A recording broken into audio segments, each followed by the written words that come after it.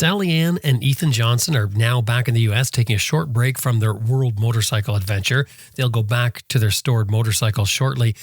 They began their ride back in 2022 by shipping two 30-year-old motorcycles to Africa.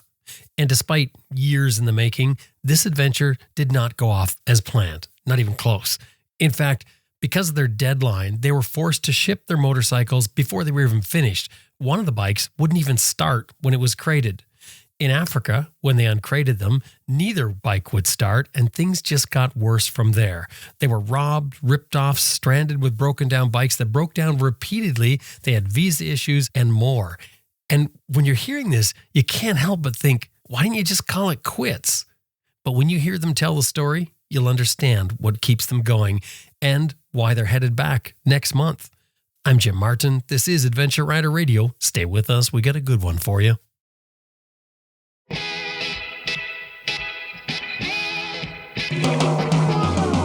Sam Manicott, Simon Austin Vince, Simon Baby, Helge Pedersen, Charlie Borman, Chris Birch, Elizabeth Martin, Jocelyn Snow, Quentin Smote, and you're listening to Adventure Rider Radio.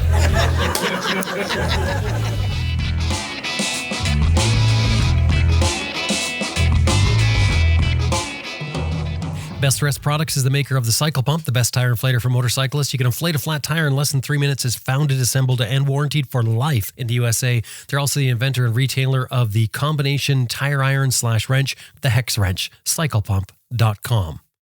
And Green Chili Adventure Gear offers American-made, heavy-duty luggage systems for all types of motorcycles. You can turn any dry bag into luggage using their strapping system. And, of course, Green Chili Adventure Gear is tested in extreme weather and terrain to withstand the abuse that adventure riding gives it. Tough, reliable gear. GreenChiliADV.com.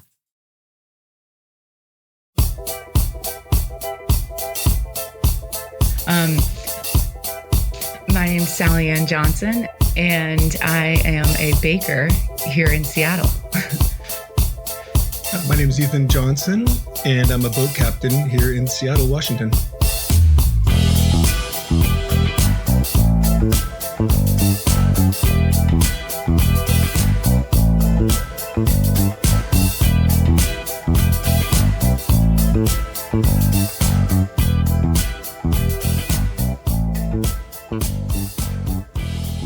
Sally Ann, Ethan, welcome to Adventure Rider Radio.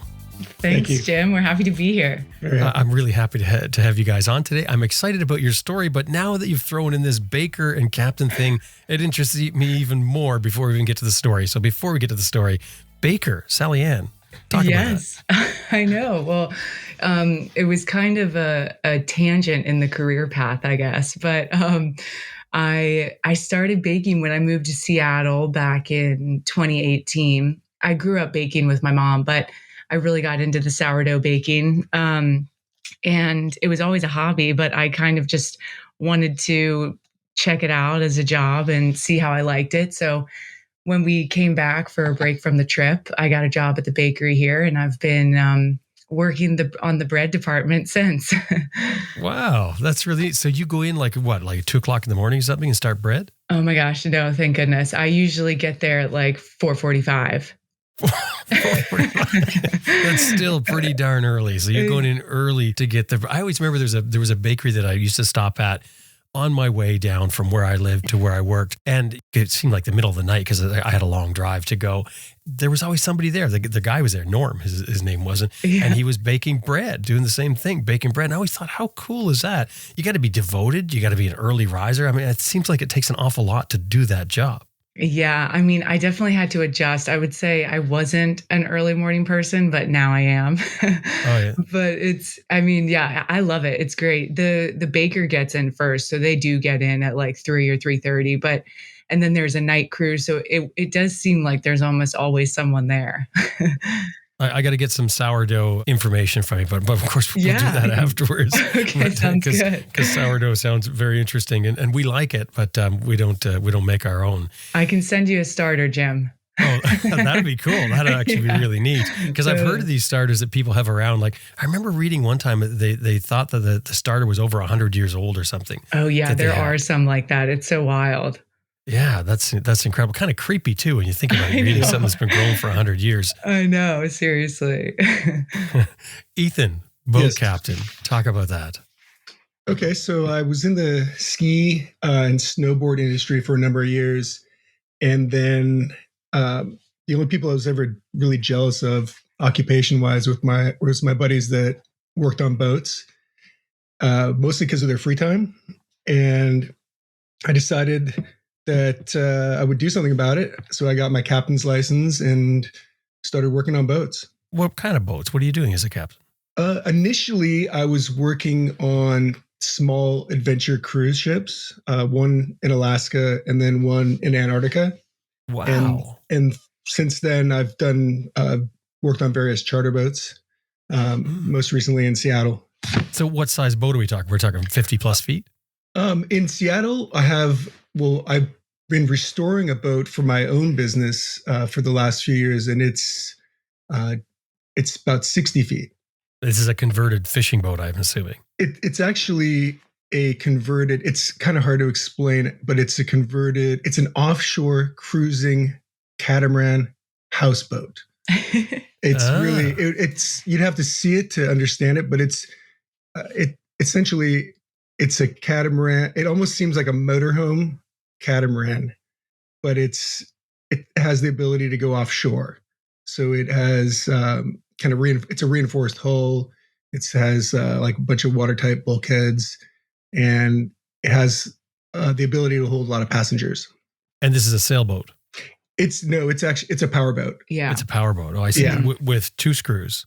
Yes, correct. And you're restoring this. Yeah, it's almost complete. It's been almost done. Yeah, it's been it's been a longer project than I realized, but it's been fun.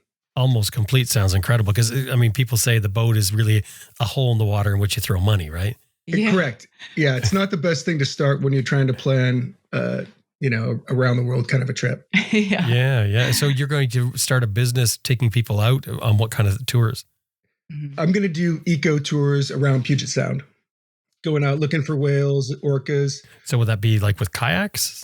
Paddle boards and kayaks, and I see. Go look for wildlife. Mm-hmm. And that's exciting. So I'm assuming that's kind of what you were doing with the other boats when you said the eco tours.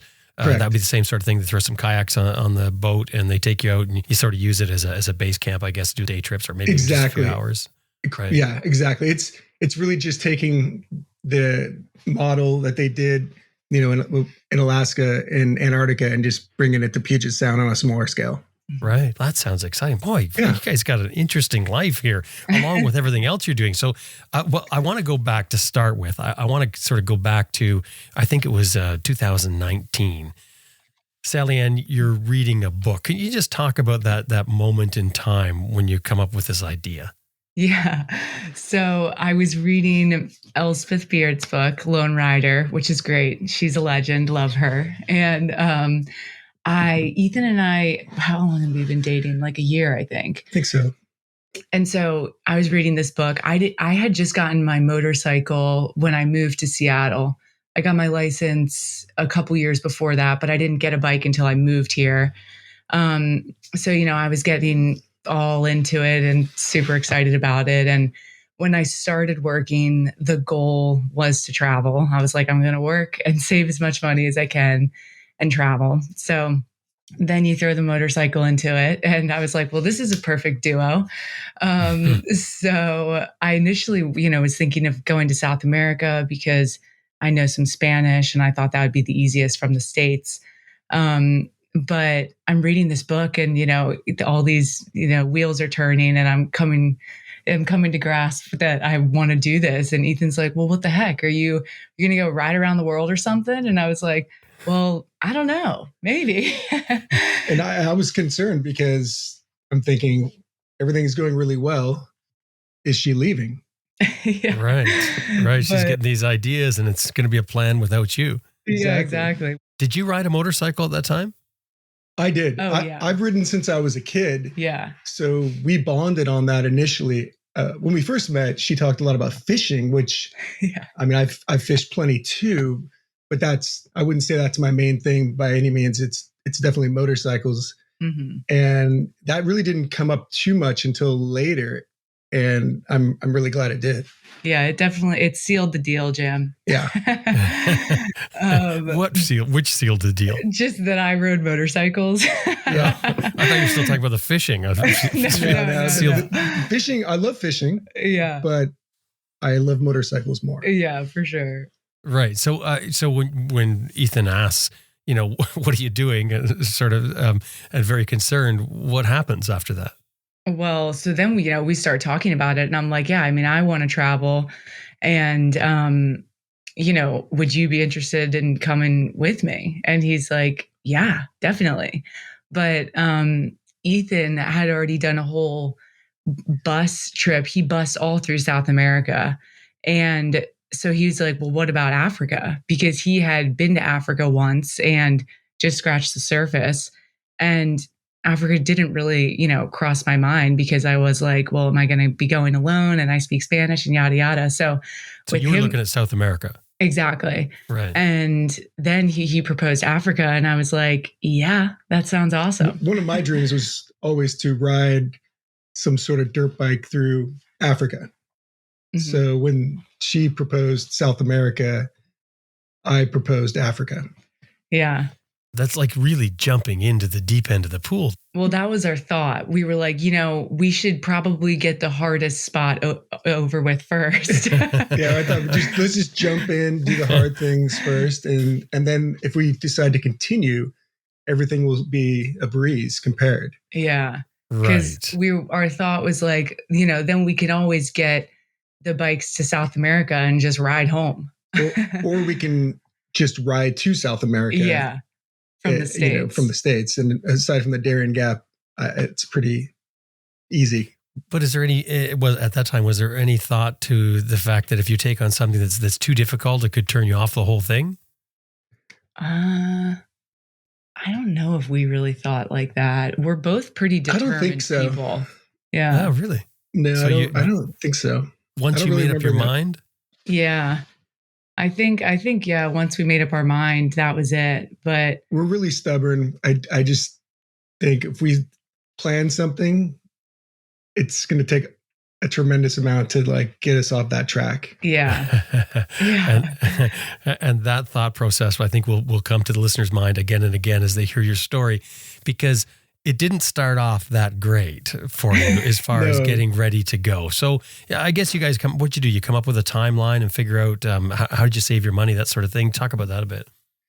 So she had already been planning, and you can speak, but she'd already been saving up for a motorcycle trip or some sort of traveling trip before we even met. That was kind of my goal. So I worked and saved for 4 years before we initially left. And then, that Ethan was working as well, but he's a seasonal worker. So when we left in the winter. So it was his off season. And then, I had just worked and saved for 4 years. So that was how we started off. And I had been working 7 months on, and I'd pretty much work every single day, and then 5 months off. So my routine was already to save up 7 months and then travel somewhere where the money went a lot further. You guys found bikes, and this was at a time where bikes were a little bit difficult to find. Oh, yes. It was crazy. The COVID or the pandemic, it made the motorcycle market just blow up. Yeah. So, I mean, I had gotten a 650L, and I was very excited about this bike and I loved it, but it got stolen 2 months before we were supposed to leave. And so that was not ideal. And Ethan had the XR600, and there wasn't a lot on the market. So the only other bike we found was another XR600 that was not running. So we picked that up and kind of got it together as best we could before we had to ship them out. This is an older bike, the XR600. It's a Honda. Mm-hmm. Correct. You didn't quite get them fixed up, though, before you had to ship them. What was the deal there? hers did not run before we shipped it. Yeah. So we do not recommend this. which is really bizarre. The thought of booking a flight or a shipment for a motorcycle and then shipping it and it's not even running is kind of bizarre. I know. But we had already lined up the shipping. I had given my notice.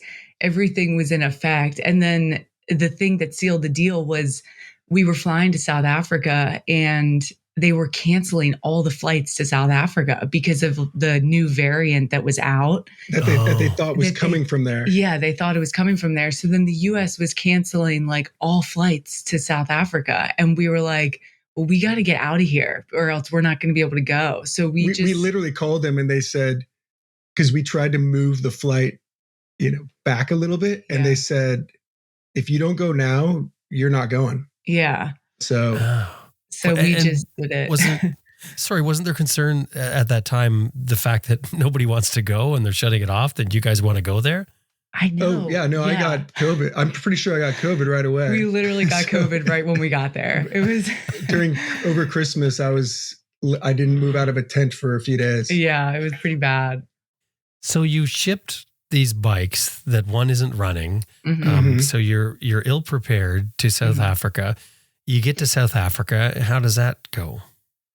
Well, so we also built our crates ourselves because we were trying to save money. And so we had to uncrate the motorcycles when we got there, but we kind of, I guess, got pretty drill happy. And we put in like 100 screws to the crates. And so it took us like 12 hours to uncrate the bikes. Yeah, I think it took a few hours to clear customs. And when we finally received them, I think it must have been around noon. And it was dark when we rode for the first time on the wrong side of the road. In the rain. Oh, yeah. And I don't even... the bike wouldn't even really start. We had all of the airport attendants were like helping us push the bikes to bump start them because they wouldn't start. Yeah. And it was just a mess. Yeah. And then we got to the gas station because you can't ship them with fuel. And then they didn't start again. Yeah. And so it was stressful. But we made it. We finally got to the little like hostel we were staying at and just kind of regrouped for like 10 days and tried to get the bike sorted. I mean, we worked on my bike every day. So we found out much later on that her emulsion tube in the carburetor was ovaled, and that was creating like a really, really rich, condition to where it would just foul plugs immediately. Yeah. And so we went through like a half a dozen spark plugs just trying to get the thing sorted. And we couldn't even tell that the emulsion tube was ovaled until much later, because we had to take a picture of it and then zoom in to figure it out. And long story short, we couldn't even get the parts in time to do our trip. And so it was tough. We figured it out when we got to Namibia and got my bike sorted there finally. But that's much, much later. Yeah, that's later. A lot later. Yeah, there was. So we thought that her bike was the problem, when in actuality that was very minor. Yeah. Compared to my motorcycle, because of hers getting stolen, we weren't able to really give it the attention it needed. We rebuilt the engine on that motorcycle right before we left, and I only rode it on the road once. Mm-hmm. So that wasn't a tested bike either. Yeah. But the whole having the motorcycle stolen and sourcing a new one and all that took all the attention away.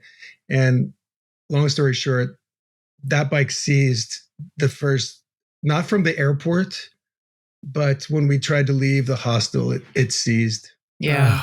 So is that the engine that was rebuilt? Yes. Yeah, we just rebuilt it ourselves at home. And I think I rode it twice on the dirt and then once on the road. And then all attention went to try to fix her motorcycle, which we were led to believe it was a very simple what was it? He thought it was like the pulse generator. Yeah, the pulse generator. And he gave us a new pulse generator. And it was not the pulse generator. Yeah. We ended up opening the valve cover, and there was like a tappet was loose just sitting in the bike. The nut adjuster for the tappet was about to go down where the cam chain goes. Yeah. And luckily we found that. Yeah, I was lucky. And then I think we just had to replace that nut, and then it was okay. Yeah.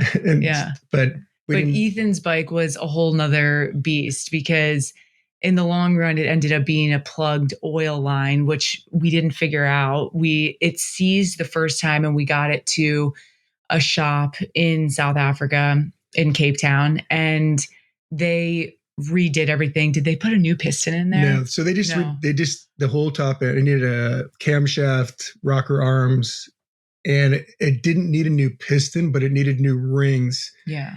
And they, in the meantime, it was Christmas. We went camping for 2 weeks over Christmas while they were working on the bike, and because we didn't have tools to do that kind of work. And when we picked the bike back up, everything seemed fine, but they didn't find that the oil line was blocked either. Yeah. Now the oil line was blocked, I'm assuming, from something you did during the rebuild.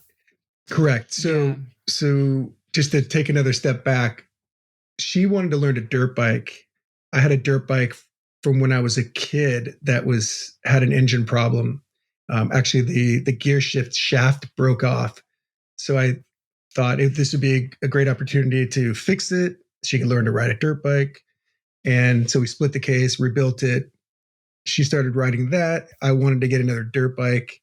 And this is back in Seattle. This is back at home before you left, right? Yeah, before I think we even started thinking about the trip at all. Yeah. Oh, I see. She just wanted to learn a dirt bike, and I had picked up an XR600 with a blown engine that we fixed. Yeah, because we were hot off of doing almost the exact same engine, so we thought it would be easy, and it was, but we obviously didn't get it all sorted, and then it was a plugged oil line, and we didn't find that out.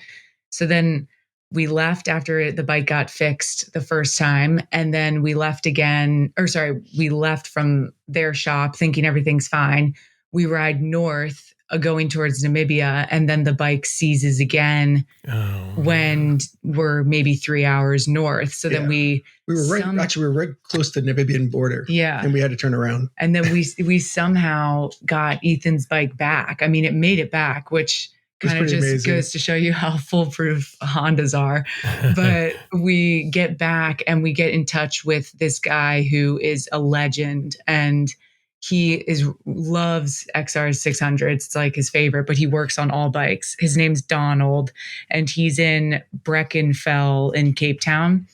His company's called maybe Bike Works. I think it's Bike Works. Yeah, he was a lifesaver because he actually didn't find the plugged line initially, but he eventually did, and that solved all of our issues. So we replaced his piston there, and he got everything running again. He also helped sort out my carburetor somewhat.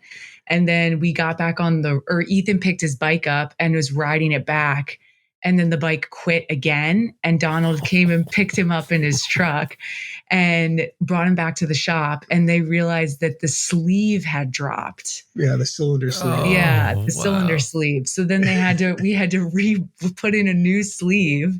Luckily, the piston was still okay, so they could reuse that piston because it was the second of the two new pistons we had already bought. And then they fixed the sleeve. And in that time that he was fixing the sleeve, he found the plugged oil line. Yeah.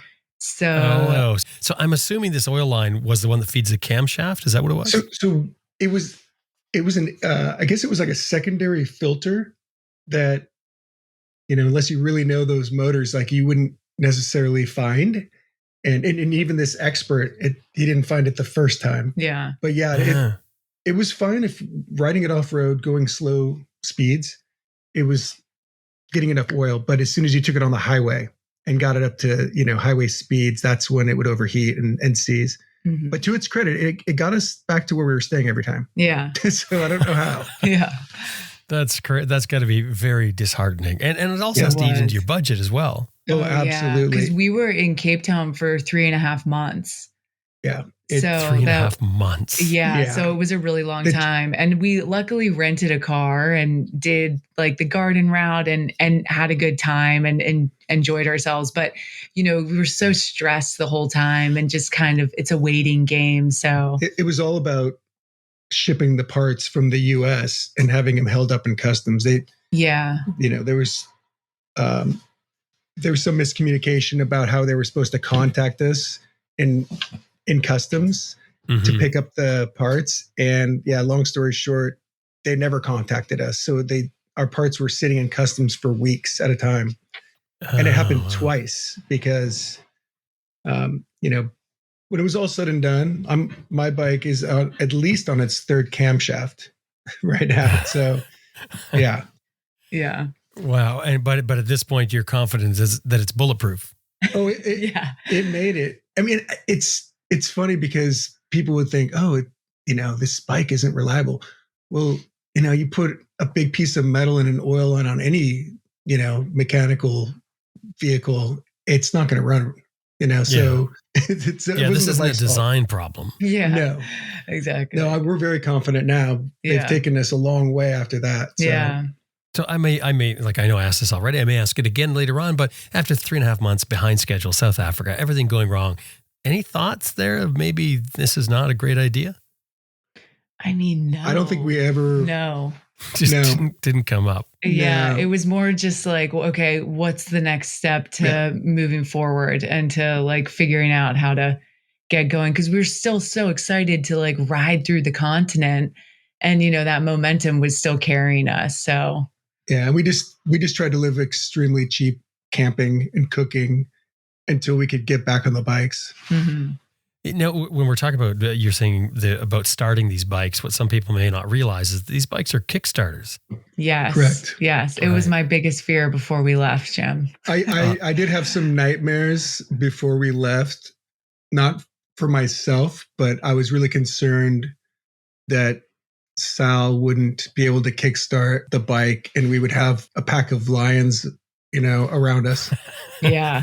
A pride of lions. Yeah, exactly. Or hyenas. Those thoughts went through my head. I wasn't concerned for myself.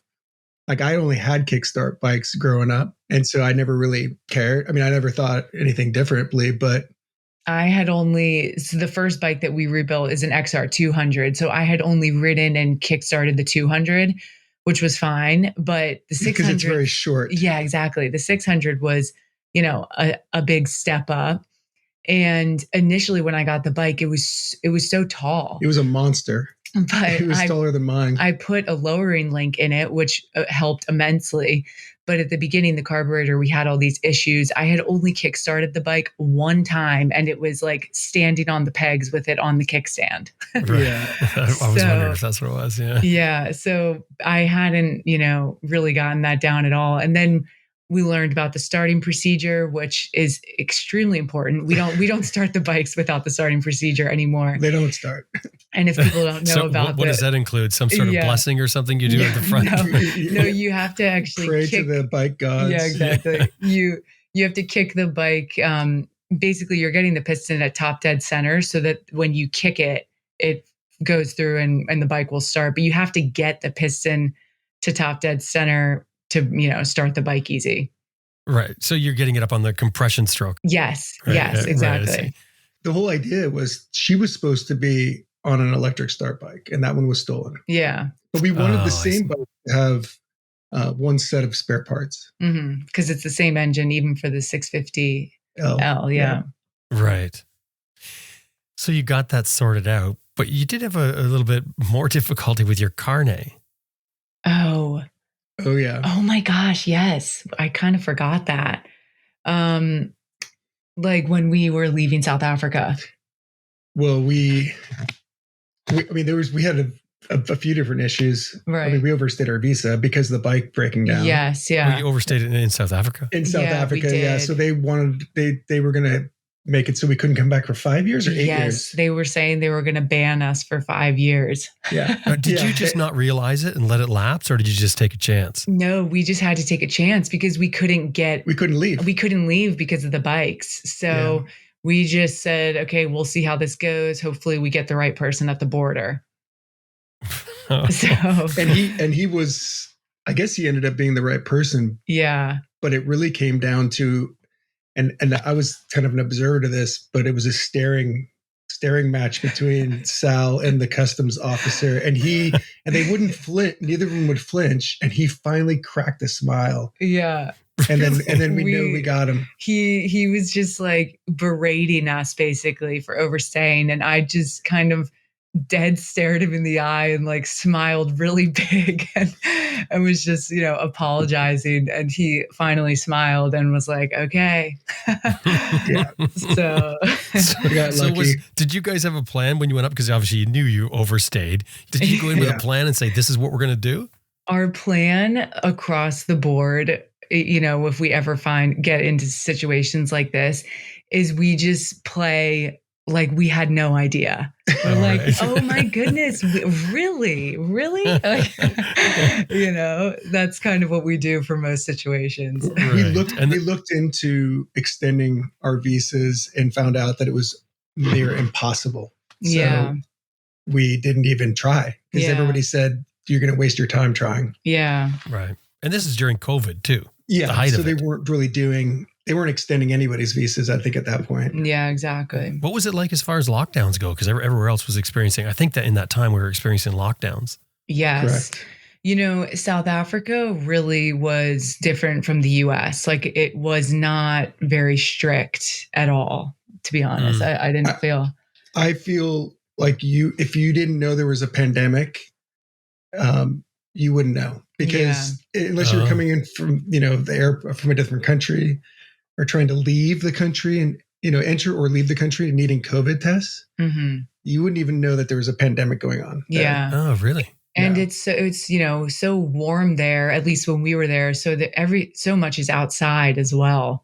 So nobody was really, I guess, concerned. I don't really remember masks. No, honestly. Nobody was wearing masks, that's for sure. It was like polar opposite from where we're from, Yeah. So no, it was kind of 180 and we were like shocked. Yeah, it was interesting. Yeah. So how long did you plan the trip to be? How long were you going to be on the road? We designated a year. Yeah, and it was we were thinking 1 year. Yeah. Okay, so 1 year. So you're behind schedule here. That's got to also affect your thought process about how far you're going to go. But I was going to ask, what's with the flat tires? Oh my gosh. Well, we really tried to budget as much as we could.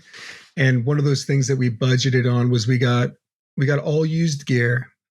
From, I don't necessarily recommend it, but we got used helmets all the way to used boots and everything in between there. And used tires. And I had purchased a used tire to save money. Yeah.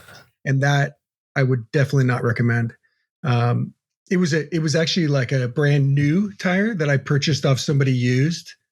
And I see. Yeah, and so it's a brand new used tire or but old tire. It's probably an old tire. That's it was beyond just an old tire. Yeah, correct. Exactly. So what we figured out after, I don't know, was it like maybe 20 flats or 30 flats? Yeah. At that point? Yeah. After like 20 or 30 flats, we figured, and it shouldn't take you that long to figure this out, but it was strange because the inside of the tire had threads poking through, but they were only poking through with pressure on the tire. So as soon as you have a flat and take the irons and take the tire off, and because, we inspect it every single time. Yeah. But when there's no pressure on it, the threads are invisible. Mm-hmm. That's bizarre. So they retract into the casing until you put weight on it. Then they go and they puncture the tube again. That had to drive you nuts. It was infuriating. It's infuriating because I think before we left, I said to Sal, I've done a few motorbike trips. And I said, I've only had one flat tire on a motorbike in my whole life. Yeah. So I just didn't, I'm like, yeah, of course you're going to take things to repair your tires, patch kits, irons, all that. But I'm like, we're not going to use them. You know, like, Yeah. and if you get a flat, there's usually like a place that somebody can help you fix it, you know, some truck stop or something, gas station. But no, we had flat tires In the middle of nowhere all the time. And the lions are around, Yeah. hyenas. We often, I mean, there was a period when we were riding through Namibia that Ethan's tire would go flat 3 times in one day. Yeah. Oh man. It It was horrendous. Yeah. and like when I would get a flat tire, she would be the support system, you know, and keep morale up. Right. Ethan would obviously be so disheartened and just frustrated. And I was just like, you know, we're getting faster at this. Like, we got it, you know, I'll get the tube out and like just keep the morale up. And because for some reason, when the problem is on your bike, you feel like the problem. Yeah. And so it's hard to kind of maintain the energy, I think, when it's your bike. And the funny thing is she probably only had 3 or 4 flats in the whole trip. Probably. But whenever she had a flat, I felt that way. I actually felt great. I was like, it's not mine. Like, this is no big deal. Yeah. And, you know, initially it would start, you know, it would take us like an hour or maybe an hour and a half to change a tire, you know, to patch it and put it back on. And I think we got down to maybe like a record of like, I'd say even like maybe 25, 30 minutes at times. Wow. Maybe, you know? So you guys are really good at this now. Oh, Yeah. I literally tell people that it's almost like we're in, you know, Formula One pit crew now. Yeah. Yeah.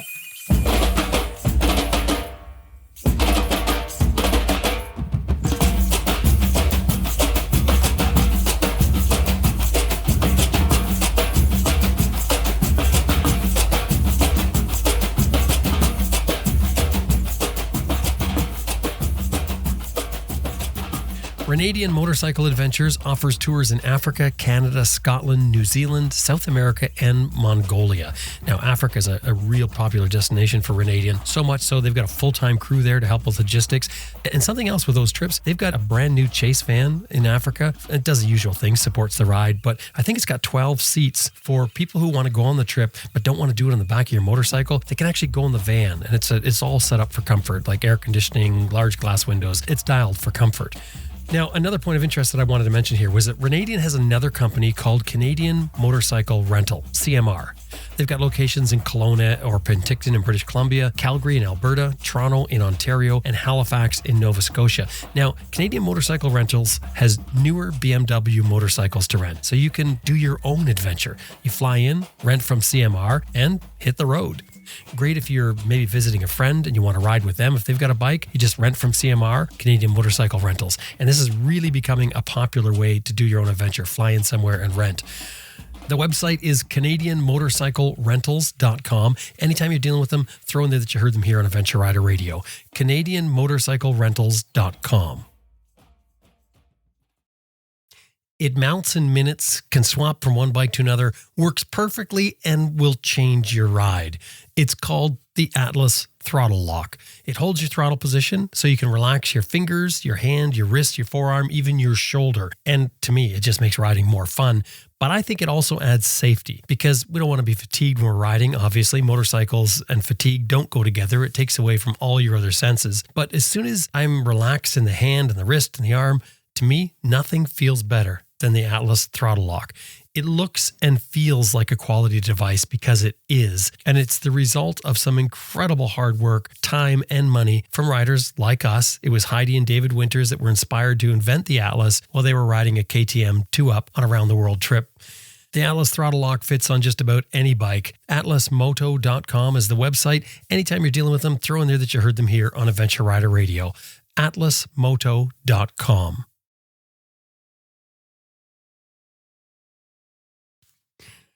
And Sally Ann, you got malaria during this time? Oh, yes. So this was actually, I forgot about that. This was later. I didn't get it until Kenya. And it was actually kind of wild because we were on the Kenyan coast and there was, of course, Ethan is always wiser. Every time in the evening, I put on pants, socks, you know, long sleeve shirt. And then I look over and she's wearing Tevas or Chacos or whatever those things are. And I'm it's like, you're not so going to put on hot. socks? Yeah. She's like, nope. I know. No, I'm So fine. I didn't think properly, but I basically, I got malaria. I didn't get it until we were headed back because this was at the end of the first leg. And I didn't feel the symptoms until like a week later. And so after we get everything sorted and we're flying home, I'm like breaking out in fever, like so sick on the flight, and we don't know what's happening. And then we get back and realize it's malaria, and I took the medication when we got home, but which we forgot to bring on the trip. yes, we forgot to bring it. Thankfully, we were at home and it was still at home. Yeah. So we had the medication to give her You immediately. had to think it was COVID though at that point when you're flying home. I kind of did for a second. So then I was obviously on the flight, like wearing a mask, so concerned about everybody else because I'm like, oh my gosh, what is going on? And then I started having these horrendous body, like it felt like my body was on fire and there was like needles stabbing me everywhere. It was crazy. Oh, wow. It really was textbook malaria, though. Yeah. You have a fever and it breaks, and then it Yeah. comes down for a day, and then you have another fever and it breaks. And so it was up to like 100. I was like 103. It was pretty bad. Oh, wow. So, but then we had the medicine at home, so I took that, and hopefully, you were better within a few days, right? yeah, the medicine works like very, very quickly. So, What was the medication you took when you got home? I can't remember what it's called. Because you guys didn't take any preventative stuff, obviously. We No, it was didn't. just too long of Yeah. a trip to take it, for that many months. I think it was like, I want to say like methicillin or something like that, but that might just be Yeah. from I don't me remember. going to India a long time ago. So I think they might have something better out now. Yeah, I can't remember. I know that people in Africa will get a shot. I believe it's some sort of like malaria shot. but ours- if you get sick. but ours But is- ours was a pill. Ours is a pill. Yeah. Right. And provided you get it in the proper time frame for it. Yeah. We had somebody on the show that telling the story about his brother had died from malaria while they Oh were on a my motorcycle gosh. trip. Yeah, no, there's different levels of Absolutely. it. There's different strands. And actually, we realized it was malaria because we talked to some other travelers that we were with on the Kenyan coast, and they all three had gotten malaria, but they had to be hospitalized. Ooh, And they got it really bad. And then we, put two and two together and realized that's what was going on with me. But I must have just gotten the lesser strand because I didn't have to be hospitalized like them. wow. That's lucky. Yeah, But it really we sort of is. jumped ahead there. So you guys ended up going home. But so how far did you get? You left South Africa. You got through your carne problem. You're Yes. fixing your flats like crazy. Where did you get to? So we made it that leg. We got all the way to Kenya. We got all the way to the Ethiopian border, but then could not get into Ethiopia because there's a civil war. And so we turned around and went back to Nairobi, decided to leave the bikes at Jungle Junction, which is a pretty famous overlanding spot there. And came home and kind of regrouped, tried to come up with another game plan and We were work really and make some waiting. money. We were really waiting for Ethiopia to allow tourists back in with their own vehicles, and it took a while for anybody to get in. We were the first. Apparently, I think we were one of the first, if not the first, people to get to the border when they had changed the rules about bringing your own vehicle in. Mhm. And so that took a while to kind of navigate. And so it really took 6 months. I Yeah, think, or yeah. so for the people to kind of really work it out. And as soon as we found some people that had done it, we went back. Yeah. So why not go around? Well, the only way to go, this is what everyone started to do, was just they were shipping out of Mombasa. But the only other way is, I guess it would be South Sudan, right? So- You can't go into South Sudan. Yeah. So we couldn't go through South Sudan because there's a conflict going there. Right. So the only real ways to get further north was either to backtrack and go through like Angola and the Congo, which for us, that was quite a ways back. Mm-hmm. And the majority of the people just shipped out of either Nairobi or Mombasa and either like shipped around to like if they wanted to go to Egypt, they would ship into there, or they would go, to wherever most people were going to the Middle East. Mm-hmm. Yeah. So was there any other reason that you guys went home? It had been a year, and I think we were also kind of tired after the year, and we decided we should go make some more money. Yeah. So, came home to work and rebuild the funds, and then, figure out Ethiopia. Cause I don't know, we were so set on Ethiopia. Like we really wanted to go there. I don't know if everyone knows, but it's the only country in Africa that was never colonized. So it's very like rich culturally. It's really, and really very unique. Yeah. And so we were so set on getting in there that we were determined to figure it out. So we didn't want to just ship out of Africa and not give it another shot. So when did you get in? So when we came back, we got in, was that 2024? Mm-hmm. Yeah. 2024 last year. I can't remember what month, but we came back. It was actually still a million hurdles to get in there. Yeah. We still barely got in. Yeah. What do you mean? What kind of hurdles? So we basically, the only way to get in is you had to have like a sponsor your vehicle or like sponsor you to be able to bring in your own vehicle. You weren't allowed to just go in without a tour agency sponsorship. And there was only so many people doing this. And then you also, even if you got the sponsorship of this tour agency, you had to go get a letter from the Ministry of Tourism from Ethiopia, or the embassy, the Ethiopian embassy. You had to go there, get an approval letter, which they did not want to give. It took us 3 or 4 times going and harassing them until they finally decided that we're not going to go away. Yeah. That's the only reason we got in. We just had to go back and go back. And we initially were calling and emailing. It took us like a month and a half in Nairobi just to obtain this letter to then be able to like get into the border. And then when we get to the border, we're the first people to really attempt doing this at that time. And they didn't even know what to do. They were like, they're not accepting the carnet, and they didn't know how to like process us into the country basically. So it took us 3 days to get in. Mm-hmm.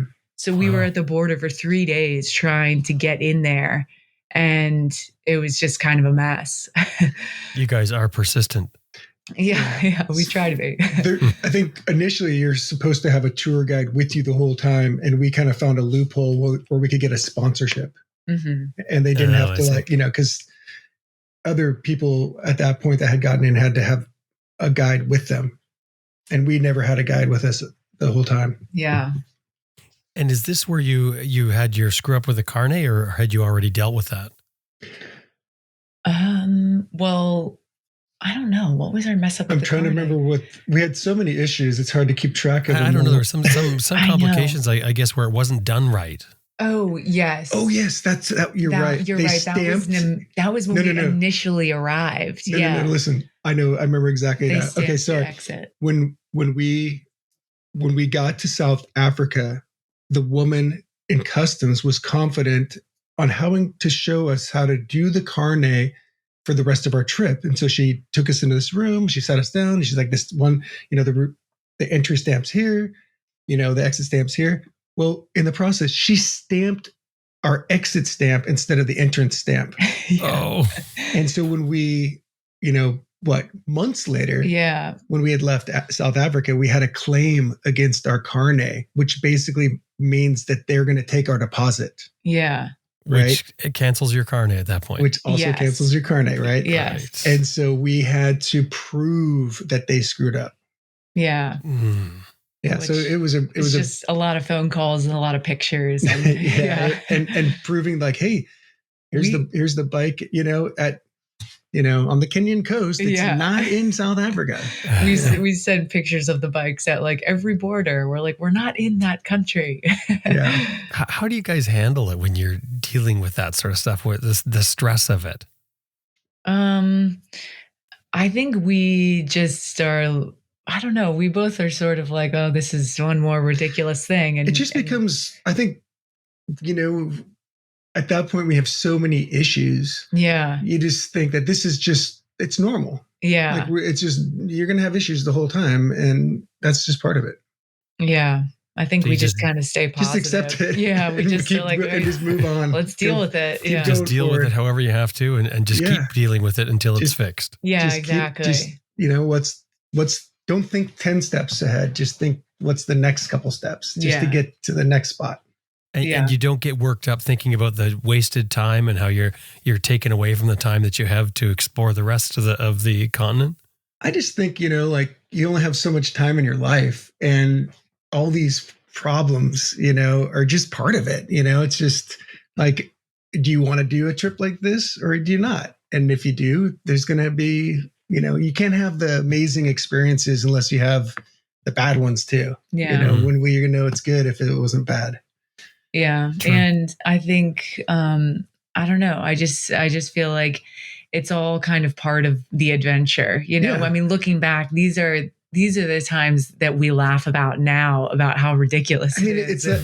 it's all the of cliche saying that Yeah. adventure starts when things go wrong. So, Right. and we had an adventure the whole time because things constantly went wrong. Yeah. And I think also once you handle a problem, the more difficult it is and you work your way through it, the broader your ability is, or the broader your skills are to handle anything else that comes along. The more confidence I think you Absolutely. get in just knowing that no matter what you can, and I get this from so many travelers that talk about their trips like you guys, the more confidence that you get that you can handle whatever it is. Even if you've never had to do it before, you can handle it because you always handle things. Absolutely. And, Yeah. after 3 engine rebuilds, flat tires seem like a breeze. Yeah. Yeah. That's right. It's That's- true. They don't cost money, Yeah. That's true. And I get the buying the used stuff. I mean, used gear, like as far as boots and jacket and everything like that makes sense to save money. And I totally think that's a great idea. However, Yeah. a used tire, if it was a used tire, not the fact Yeah. that you bought a used tire that was still new, that makes sense as well on a level. Yeah. But to buy a used tire, of course, would be no savings at all because No. you're only going to get so many miles or kilometers out of a tire. Yeah. Yeah. And if you're buying a used tire, you're just going to have to replace it sooner. So Exactly. And the irony is the only tire we could find to replace that tire was a used tire. So then we got another used tire. Yeah, exactly. Yeah, it was so bad. Well, Yeah. talk about Ethiopia because you were so excited about it. It was such a big deal and so difficult to get into. What was it Yes. like? Oh my gosh. It was like being on another planet. I think it definitely mean, delivered. Yes. A lot of times your expectations can kind of, you go to Paris and it's not as, there's trash and, there's problems there. It's beautiful, but it was like that. It was exactly like what we were hoping, I guess. It was exciting, I shouldn't put very right. different. Yeah.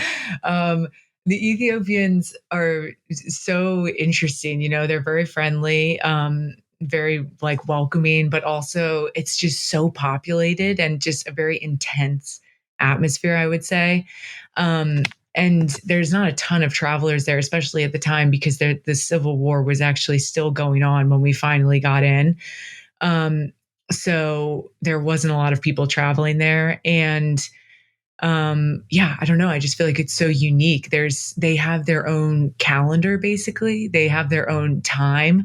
I mean, you ask somebody what time it is and they're like, oh, it's 10 o'clock, but it's actually like 3 p.m., Mhm. And so you never really know what time is going on. And their calendar is like 2000. I think right now it's 2018 or Yeah, 19. it's 2018 because they started their calendar. It's Christian Orthodox, so I believe they started their calendar when Adam and Eve were like banished from Eden or something. Yeah. So so it's just a totally different timeline and culture and energy there. I think their day starts at 6 a.m. Yes. And that's Their clock. And so it's funny is when we went to the border, the first time they were leaving for lunch and they said they'd be back at 6 p.m. And we thought, wow, you guys are going to be gone for 6 hours for lunch? And they're like, no, we'll be back in 1 hour. Yeah. And we're like, well, isn't that 12 or isn't that 1? And they're Yeah. like, no, 6. Yeah. And so right from the get-go, like so much was different. Yeah, that- it's very What does their different. clock look like? I mean, it's just a normal clock, but they just have it set at a different time. I think that their time goes from sun up to sundown. Mhm. So it's only a 12-hour day. So it's very confusing, to be honest, Jim. We still haven't totally grasped it. Yeah. And what's the riding like?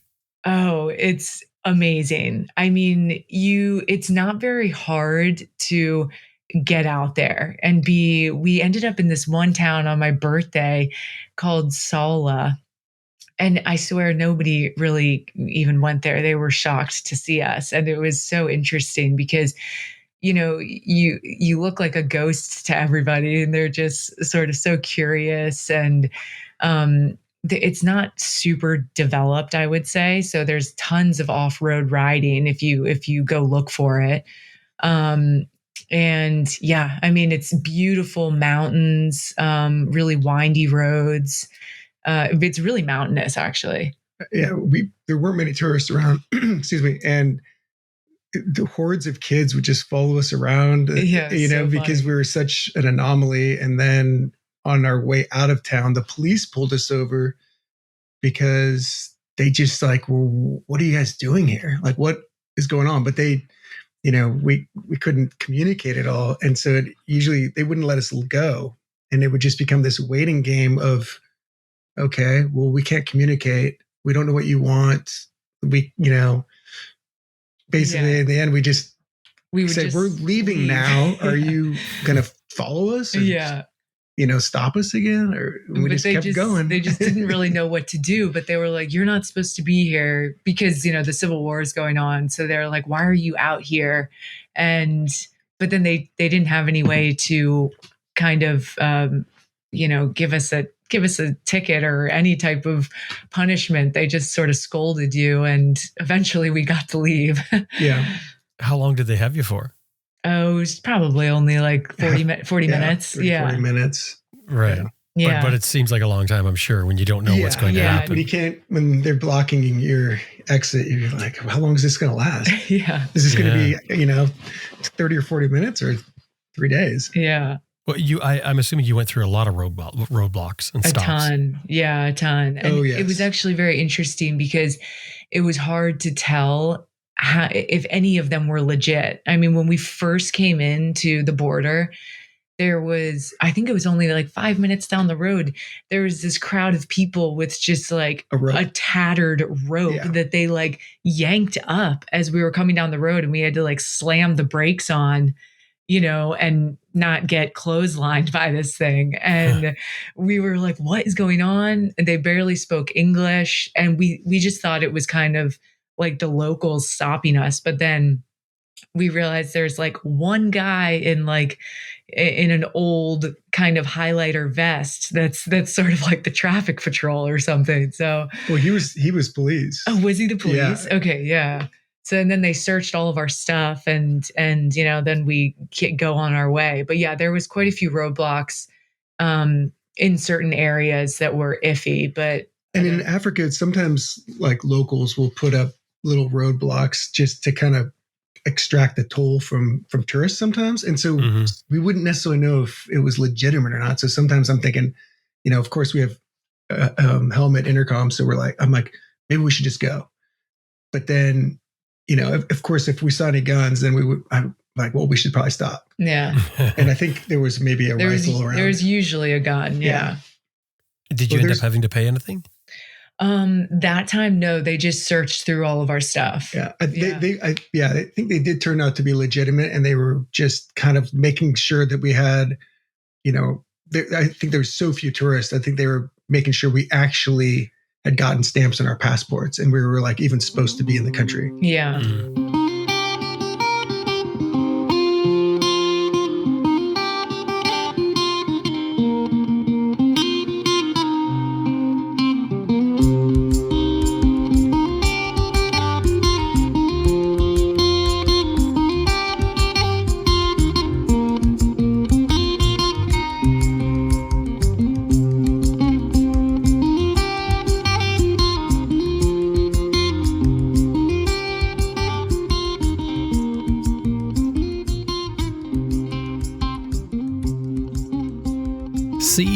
be seen. I really like that motto from Cyclops Adventure Sports, and they make it happen with the incredible lineup of LED lighting they have for motorcycles. No matter what you ride, you're going to find loads of options at Cyclops Adventure Sports. Their Tough Light turn signals, in my opinion, should be on every single motorcycle, especially an adventure bike.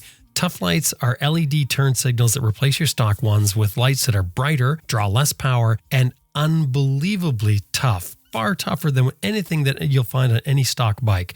Tough Lights go even further by turning your turn signals into bright driving lights in the front and turn signals, of course, and in the back, extremely bright brake lights and turn signals. So when you step on the brake pedal, you are seen from the back. I mean, it punches LED light backwards. If you drop your bike with your stock signals, they will usually end up getting smashed and they're expensive to repair and then leave you with no light while you ride the rest of your ride. Tough Lights just fold over and spring back into position. They are virtually indestructible. CyclopsAdventuresports.com is a website. Anytime you're dealing with them, throw in that you heard them here on Adventure Rider Radio. CyclopsAdventuresports.com. If you want to add to your skill level, particularly when you're riding off-road, look at IMS Products foot pegs. IMS has a full line of adventure motorcycle foot pegs that will actually change your ride. They did it for me. By putting those pegs on, the connection, the leverage, the handling, the enhanced ability that I have was markedly different. Just an incredible payoff. IMSproducts.com is the website. Anytime you're dealing with them, throw in there that you heard them here on Adventure Rider Radio. IMSproducts.com. And where did you go next? So then from Ethiopia. No. The Omo Valley, in Ethiopia? Oh, yeah. No, I was thinking after Ethiopia, but if you have more to talk about in Ethiopia, I'd like to hear it. Oh, absolutely. Well, I mean, I think we should talk about the Omo Valley just really quick, because these people are some of the most remote tribes in the world. We went and visited this tribe called the Hammer Tribe with a local Hammer guide. And it was fascinating because they, for one, they wanted to adopt us into their family because they thought we were like homeless. And then for two, we would ask them things like, what do you think the airplane is in the sky?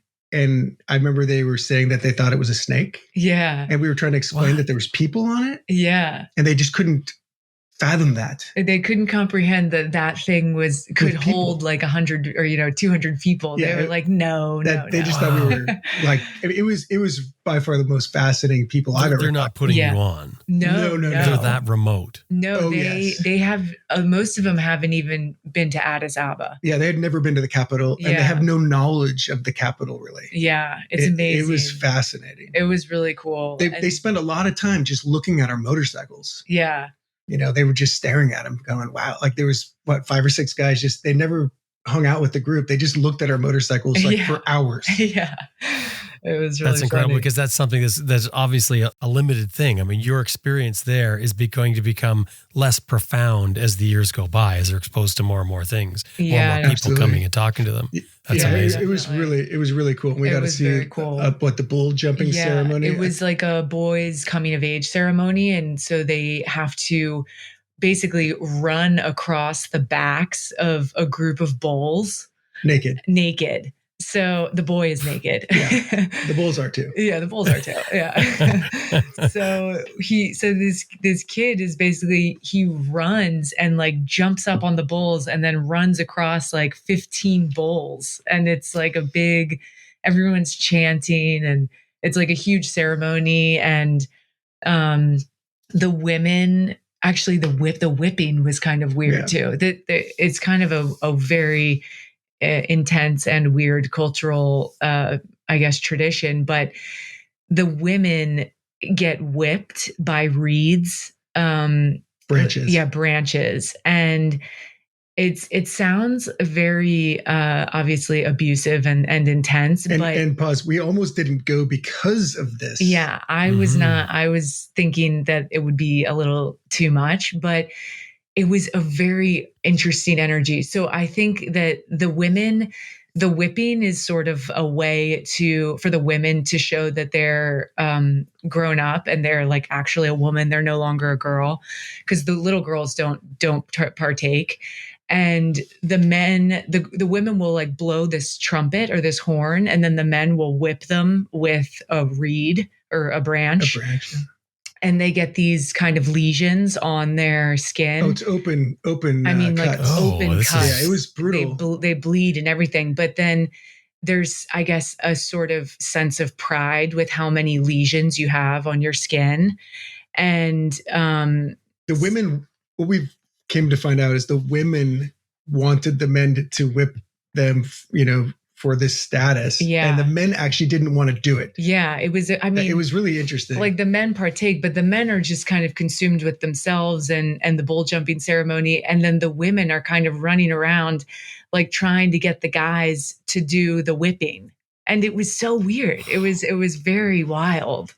Yeah. So that was a kind of interesting concept. And these are like some of the toughest women I feel like I've ever seen. I was amazed. Yeah. So that's just incredible. We were talking about the boy running across the bulls. I thought, how do you practice for that anyway? I know. I mean, I'm not even sure. I don't know if they practice. I don't think that they do. They're like, I hope I can jump high enough. Yeah. These aren't small bulls. Yeah. So how many boys got gored by the bulls? It was just none. I know he didn't even get gored. Amazingly, the bulls were pretty docile. They just kind of corralled them into a line, and he runs across them so fast. Each bull is only, he only touches the bull for like a half second. Right. Yeah. So it's pretty quick, but he runs back and forth. He has to run back and forth across the bulls. Like, was it 12 times? It was, It was quite a few times. Yeah. Wow. And you think about it in our Western culture, all the safety things we have set up for our kids to make sure they don't get themselves in anything dangerous. No, it's so true. It's very different culture. Like, I mean, even I'm sure if you looked at the little kids there, the 2-3-year-olds, and compare it to what a Western 3-year-old is like, the Western 3-year-old is surrounded by plastic barriers to make sure they don't go here and don't go there. And the corners of the tables will be taped up and things like that.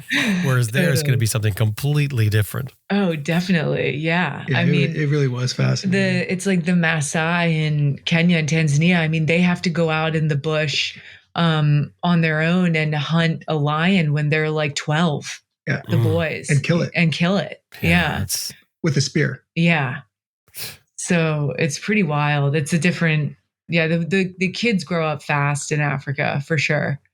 Yeah, we didn't do that as a kid for me. No. Yeah. Not a lion. I mean, we should other things, of course. Sure. Yeah. Totally. Exactly. That's amazing. So it definitely lived up to what you were expecting or hoping for. Yeah, it really definitely. did. We'd love to go back one day. Yeah, we would like to see more of it. Yeah. The food was amazing. Yeah, it was just so interesting. Yeah, it was. And it's so mountainous too, so the riding is spectacular. Mm-hmm.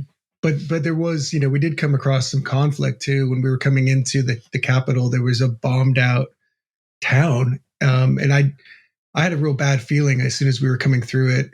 And Sal, I don't think she quite realized what was going on at the time. She thought it was, there's some burned cars. Yeah. And I didn't want to make a big deal about it until we were past it.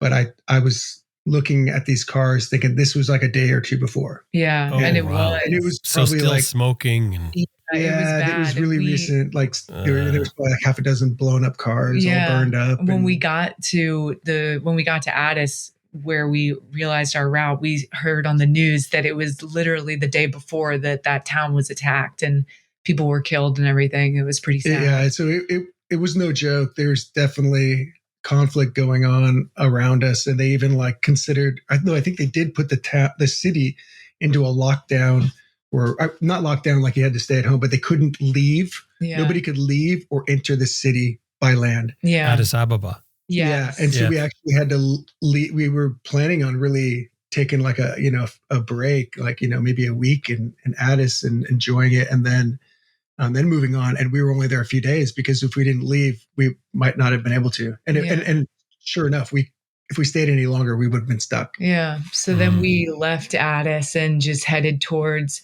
Somalia because we decided somehow we came to the idea that going from Somalia to the Middle East was the good plan. We initially wanted to get on this.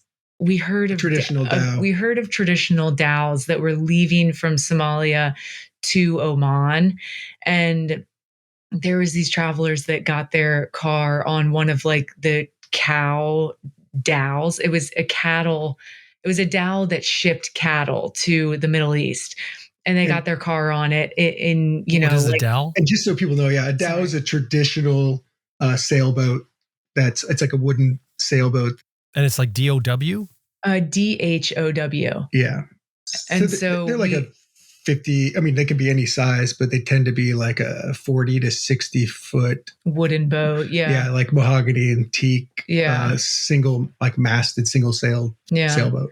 So we thought we could maybe get on one of these cattle dhows and go across the Red Sea. But then it started to be the time where the Yemen rebels, the Houthi, the problem is that in Yemen they were starting to attack ships on the Red Sea. Yes. And so none of the boat captains wanted to take any like foreign passengers or anything because they thought that could be an issue. Mm-hmm. So we weren't able to ever like connect with anybody to do it because it was just not being able to be done. Yeah. So then we ended up shipping the bikes from Somalia by air to Dubai. And you got scammed at one point with the shipping, didn't you? Oh yeah. Yes, we very much did. we got scammed. Let's see. I think we got scammed maybe twice on the whole trip. Yeah. I think people think it's going to happen constantly in Africa. And it really, everybody we came across in Africa was just fantastic. I mean, people are not trying to just rob everybody by any means. Everybody was so nice to us. Friendly. But yeah, right when we got there, some guy stole in Cape Town, guy stole my ATM card. And then were you robbed? Like he came up to you? This guy was absolute master at his craft, and he can, he used COVID in a good way. He said, you have to come in and get an approval to go down to the waterfront and prove that you don't have COVID. You have to get a tourist area. Yeah. And so basically we're like, oh, okay. And he's in like a full uniform, with the hat on, everything, all the garb for security and whatnot. So we follow this guy, down to where we're supposed to go. This is also the day after we've arrived, and we are so jet lagged, like exhausted from getting the bikes, out of the airport, everything. Yeah. So we're so delirious.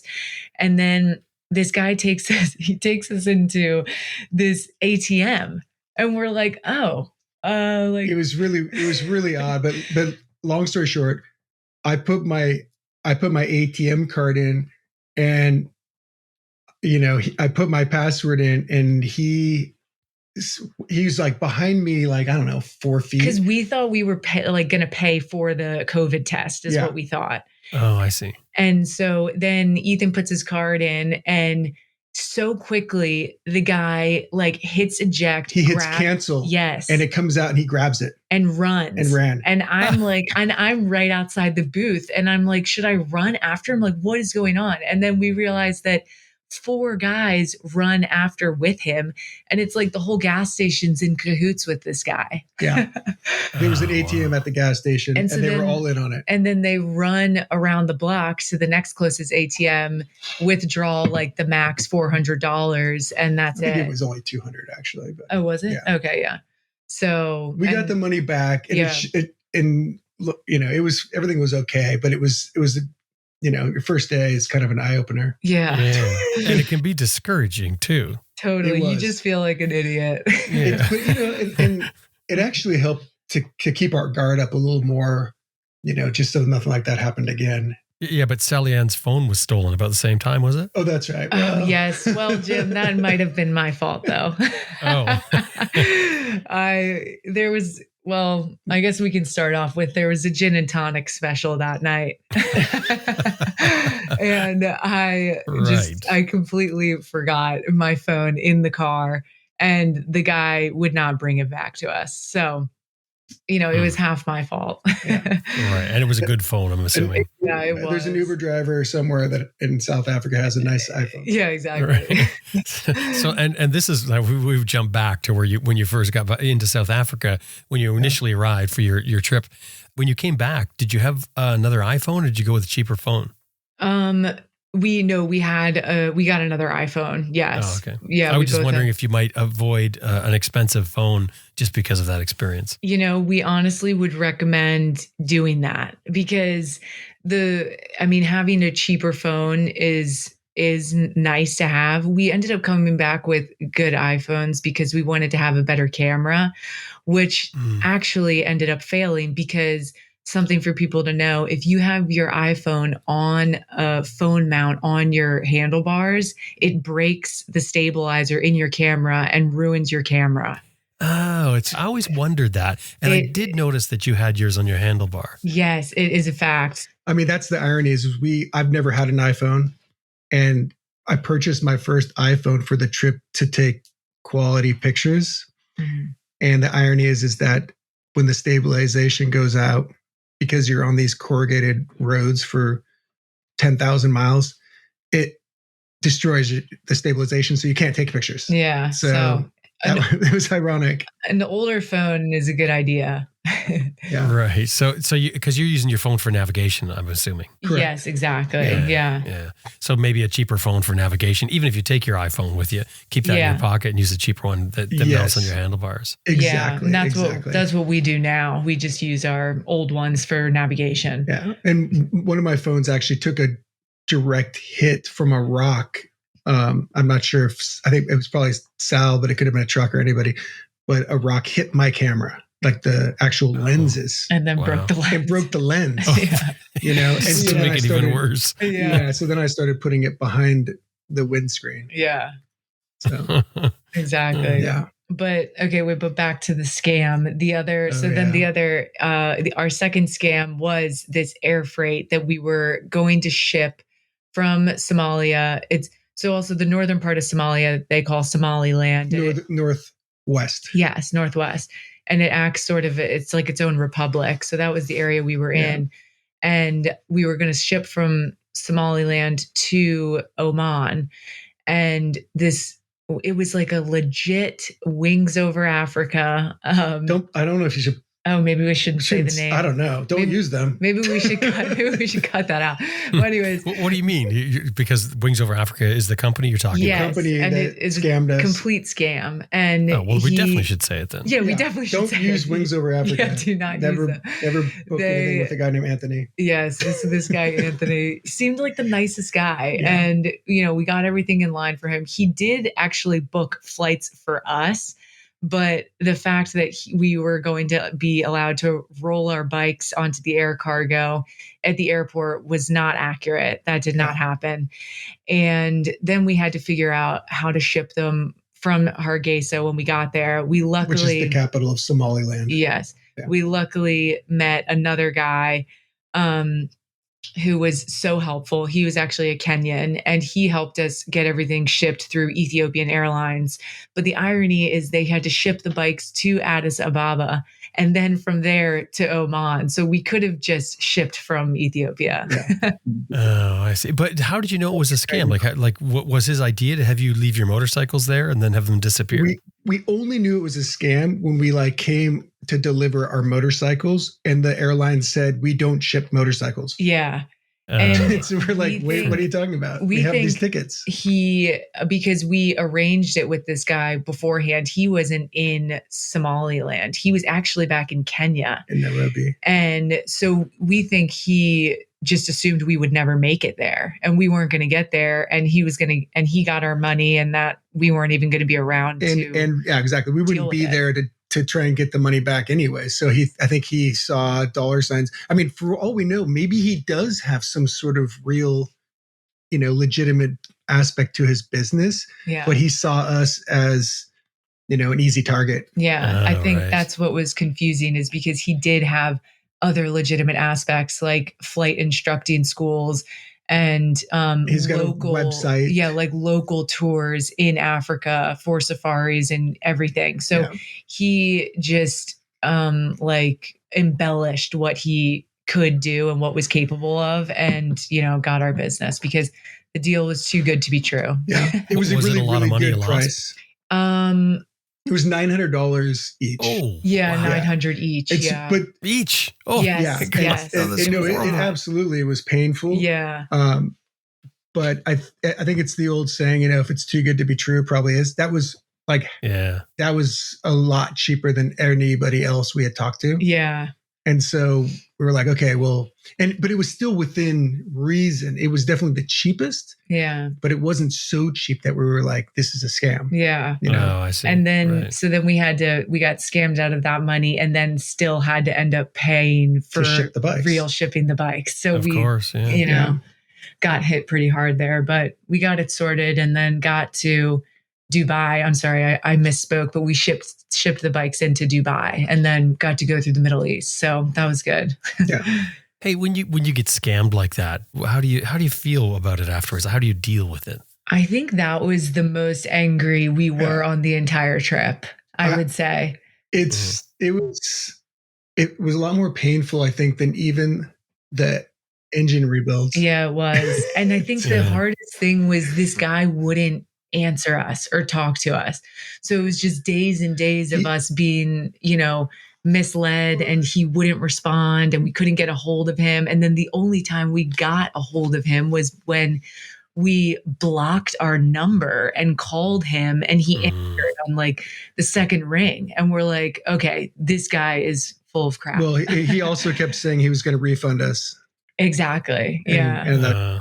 So you just kind of have no control in the situation. So it's totally frustrating. And then we didn't know our way out because we couldn't go back through Ethiopia and there's not much infrastructure in Somalia. So we sort of felt very kind of stranded at the moment and didn't know how we were going to get ourselves out of this one.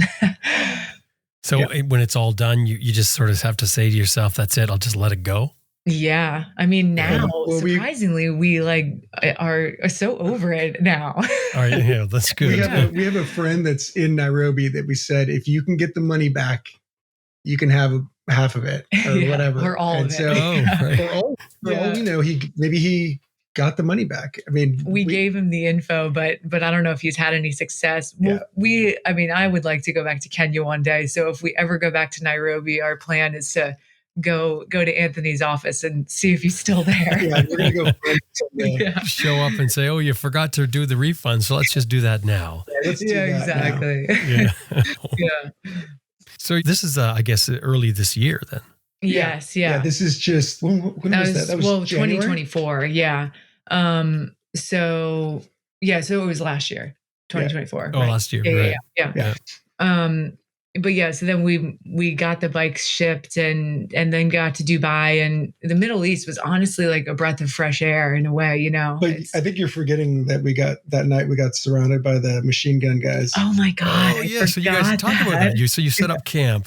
Talk about that. Yeah. So we wanted to initially go to the coast. Mm-hmm. Berbera is a very cool old town. It's the main port in Somalia in the north, and we wanted to go see the coast, go to some other spots, but most of the time people go with a tour agency to do this. And so we tried to leave the capital and they stopped us at the roadblock and wouldn't let us leave the city because we had to go back and get an approval from the Ministry of Tourism. So we went back to the capital. It took us a few days to get this letter, and then we were allowed to exit the city perimeter and go towards the coast. So then we get out to the coast. I think you're also forgetting that Ethan, when we go through these roadblocks, they're kind of an intense experience because it's a cultural thing for everybody to chew on this plant called kat, and it's KHAT, and it kind of reminds me of the traditional Incas in South America that chew the coca leaves. Mm-hmm. But stronger. And so it seems that they're on some sort of speed. And so it's always a very intense, loud, bloodshot eye interaction where really? you're like, wow, these guys yell at you. Yeah.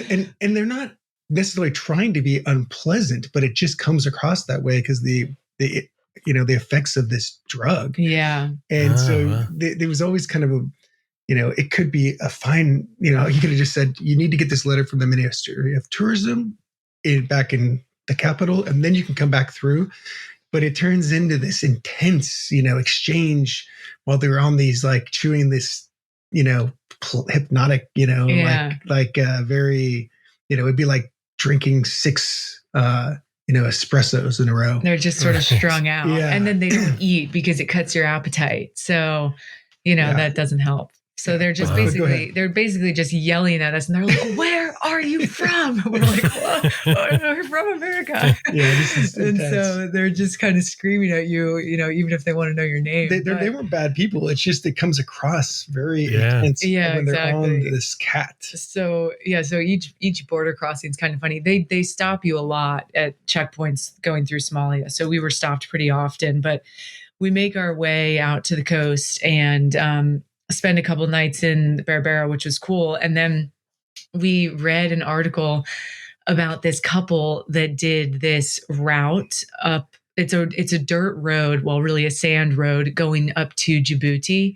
which is the next country to the west. Yes. And so they rode their Harley Davidson, actually.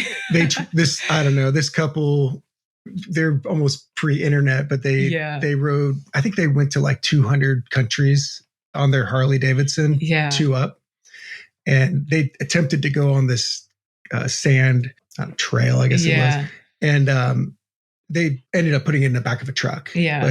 But anyways, we read about it and thought it would be cool to go up like halfway up to this other town. And there was a cool mosque on the coast up there. So we wanted to go see it, take a couple days riding up there. And we get going on this route, and it's definitely sandy, but it's a cool route. And we're watching for landmines. Remember how many landmine warnings? And there was undetonated landmines all over from the Civil War. How do you watch for landmines? I know, exactly. What do you do? Just say, hey, let's be really careful here because there's landmines. I mean, what you do is you follow somebody else's tracks. Yes. Yeah. Until you see a big crater. Exactly. Don't go near the craters. It actually was like a designated path because there was other vehicles that would take this road, I think. So we saw one vehicle. We saw, tire marks. So in 2 days? Yeah.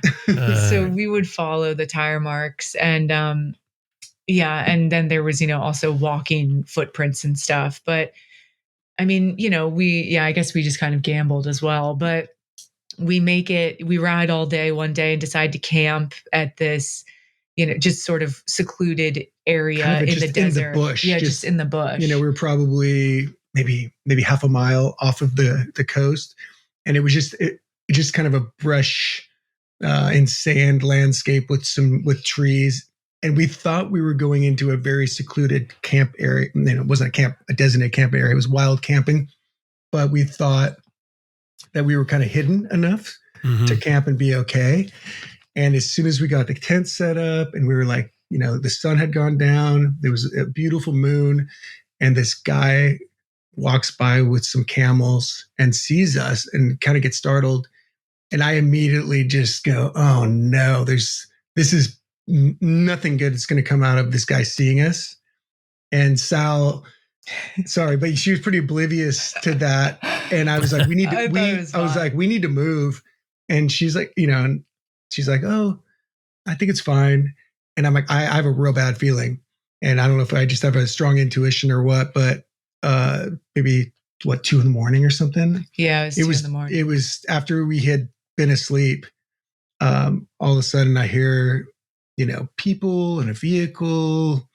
And next thing I'm standing out of the tent in my underwear with a bunch of guys with machine guns asking, what the hell are we doing there? Yeah. And they don't speak English. They don't speak any English. Yeah.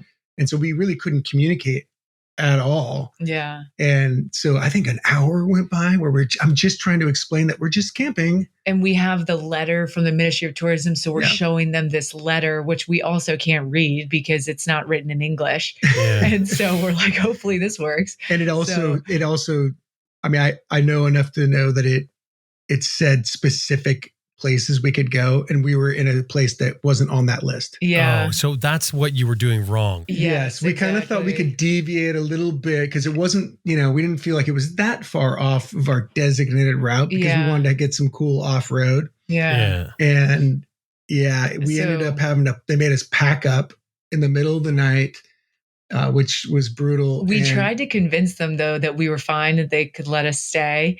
And the moment that I knew we couldn't, though, I was still in the tent because also being a woman, it's very Muslim there. I wasn't trying to like get out of the tent, and it's 90 degrees in the middle of the night. So I'm just in shorts and a shirt. And so, so I'm sitting in the tent, and the main guy comes up and starts banging on the tent with his gun saying, now.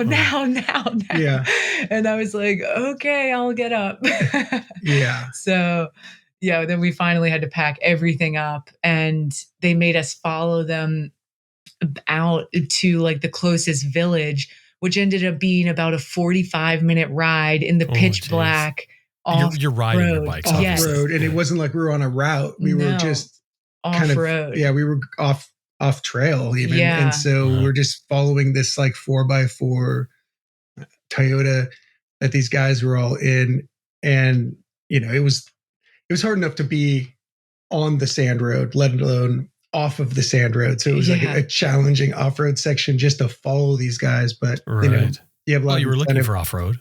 Yeah, we were looking for off-road. Sometimes you get too much off-road. And that's right. And I think that they were taking us, they would go in these sort of roundabout ways because there would all of a sudden lost too a little bit. They were lost too a little bit. But it took them 2 hours to find us, they told us. Yeah. And then they said, then there was also all of a sudden like drop off cliffs into these dry riverbeds, or I guess they were also trying to get around areas where maybe landmines were. I don't know. They were, So it was all that's very. The other thing. Landmines. I forgot all so about we were that. worried. Yeah, just following them. Yeah, exactly. It was pretty intense. Then we finally get to this like compound, basically. And just a fenced in concrete, 10-foot concrete walls with just like a hole in the ground as a toilet. And we ended up, they made us camp and stay there for the night. And then the next morning, the guys come back and they bring the chief of police of the village, and they draw us a map of like on a napkin, to get back to the main highway, and they give us like strict orders to go immediately back to the capital, and we can't stay out here anymore. So, which ended up being a fantastic off-road ride back that they gave us. It was so cool. It wasn't like they were trying to, but that was the most direct route from where we were at that point, and it was amazing. It was one of the coolest rides we've ever had. It was awesome. Oh, jeez. Yeah, it was wow. great. But so next time, I guess you'll follow the rules more. Yeah, I guess so. Yeah. I mean, why start there? We never really followed the rules the whole trip. So. Yeah. I mean, we overstayed our visas in Tanzania too. Oh, we did. Yeah, and we never got a visa in Malawi. Yeah. That was on accident, though. Yeah. So the one you overstayed, did you just smile again? Well, that was actually the only time we ever had to pay. We had to pay one bribe in the whole continent. Yes, and this was after hours and hours of negotiation, and the guy was extremely strict and mad and yelling at us, and I think he said it was $1,500 each for the fine. Yeah. Oh, wow. Yeah. And so that was when we were like, you know what, maybe we will, bargain a little more. Yeah. The whole reason though that we got in this situation is because we had a 1-year visa for Tanzania from the previous year. And because we had to get new passports, we didn't have that visa in our passport. So the lady at the border said, well, since you already have one, you can just buy a transit visa for Tanzania and then renew it when you're in, or extend it in Tanzania. So we were like, okay, great. So we pay for the transit visa, and then we get to the border, and we tried to renew the visa. We couldn't renew it. And then we get to the border one day late and the guy's like, why'd you have a transit visa? This isn't allowed, yada, yada. And we just had been given the wrong information at the entrance border. So that's where we went wrong. We ended up having to pay. We just gave him actually the rest of the shillings we had, which was the equivalent of like $20. So better than 3,000. Yeah, it wasn't a huge bribe, but yeah. So then that's how we got back into that. But and then in Malawi, we went through a remote border post and got a transit visa there. So I think the moral of the story in Africa is don't get a transit visa. Yes, don't do the transit visas. Yeah. But we got a transit visa. And then when we were leaving Malawi, they said, this isn't legal. You have to have a visa to be in this country. Mm-hmm. And so we had to get a visa to leave. Yeah. So we literally bought a visa. And then left. And then you had to go back to the city then? No, we got to buy it at the border, thank goodness. Oh, so we just paid for the visa at the border and then they let us exit. We got the visa and then left 5 minutes later. Yeah. So was it expensive?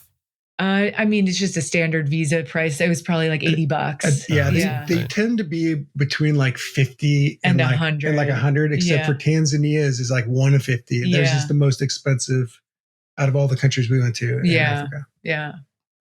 While you're in the Middle East, you had a wheel bearing problem on Celian's bike. Talk about that. What was that all about?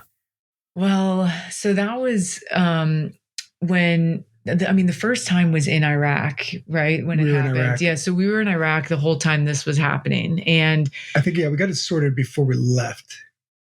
Before we left Iraq. Yeah. And so we get into Iraq and I noticed there's something weird with my wheel. Like it feels like I keep getting thrown sideways and I'm not sure what's going on. I keep telling Ethan, we stop, inspect everything. Nothing looks off. And so, we keep going. And eventually we are heading towards the Great Ziggurat of Ur, right? Was the first time. Yeah. And we're heading towards the ziggurat. It's like 2,000-year-old pyramid, really, right? Yeah, basically a pyramid. And it's for the gods there. And we're going to see this. And then my bike just starts creaking and it's just making this grinding noise. And we pull over and finally realize that it's the bearing because the wheel was like sideways. Yeah, the wheel was sideways. Exactly. Yeah. And so then a whole bunch of guys come around asking what's going on. There's a small village across the street, maybe only like a dozen houses. Yeah. And some guy comes over and goes, "Oh, my buddy's a motorcycle mechanic. Why don't you just bring it across the street?" Yeah. And so we bring it over there and he goes, "You want to go enjoy the tourist site? We'll fix your motorbike. Just, you can ride 2 up on my bike and then we'll have it fixed by the time you come back." And we're like, wow, this sounds amazing. And so we go, we enjoy, the pyramid and we come back and sure enough, they fixed it. Mm-hmm. And I don't know where they found these bearings. They put old bearings in. Yeah, but he said they couldn't find new bearings. Yeah. They found used bearings, which we love used stuff. Yeah. And so he thought it would get us to Baghdad. Yeah, he's like, you just need to get to Baghdad and then you can get the right ones. And so we go sit in their house, like a traditional house. It was probably like maybe 200-300 square feet in this big square room. And we're like drinking tea and they're being, we're meeting all the family. It happened to be a holiday. Yeah. And so we got to have a real interesting cultural experience. So kind, like the most hospitable, kindest people we ever met were in Iraq. Yeah, they were so fantastic. Yes. Yes. It was really different than what we were expecting. Yeah. And, but yeah, long story short, we only made it another, I don't know. 2 hours. We didn't make it out of that town. Oh, really? Yeah, no, I think we made it to the next town. No, we made it back into town and then we stayed at that same hotel. Oh, yeah. The bearing lasted, I would say, about 20 minutes, 20 or 30 minutes tops before it failed again. Yeah. They must have been some pretty bad, obviously. Yeah. I don't even know if it was, I don't even know if it was actually the right bearing. Yeah. Or if it was actually changed or they did something else. Who knows? We have no idea. Who knows? Yeah. And so then, so we kind of regrouped that night. got a net, found some other motorcycle shop to help us put in another bearing. Mhm. And that got us to the next town. And then that bearing went out, and it was so odd because we're having another motorcycle guy help us. And now we're starting to really get discouraged because we're thinking, okay, well, what's going to be different on this third time? Well, there has to be something up, or what's going on with it? Yeah. So I think what we initially thought was happening is they had pounded these bearings, like a bearing that was basically A little too big. Yeah. The diameter was too big. And so they're pounding it in. It's like ovaling out the hub of the wheel, right? Mm. And so we're getting these other bearings put in, and now they're like spinning, in the actual in the hub. Yeah. Right. And so, and then they kind of spin out, I guess. Yeah. And then they were failing. Yeah. And meanwhile, there's a traditional Iraqi wedding going on across the street, and the groom comes over and he says, he's the best English speaker in the village. Yeah. So he comes over to help. Yeah. So he comes over to help and translate for the mechanics, because we're trying to explain. We've already done this a few times. Oh, and he's at his wedding. Yeah. He's at his wedding. And so he says, let these guys take care of it and come to the wedding. Yeah. And so we show up in, we're not like the cleanest, we got like our adventure boots on and our riding pants and jackets. Right. And we go to the wedding. It was hilarious. But the funny thing is it's the women are all together and the men are all together. So Ethan and I are separated the entire day. I didn't even see him. So I'm in there with all of the women, and they like bring me upstairs. They put me in like a dress. They're doing my makeup, like all this stuff.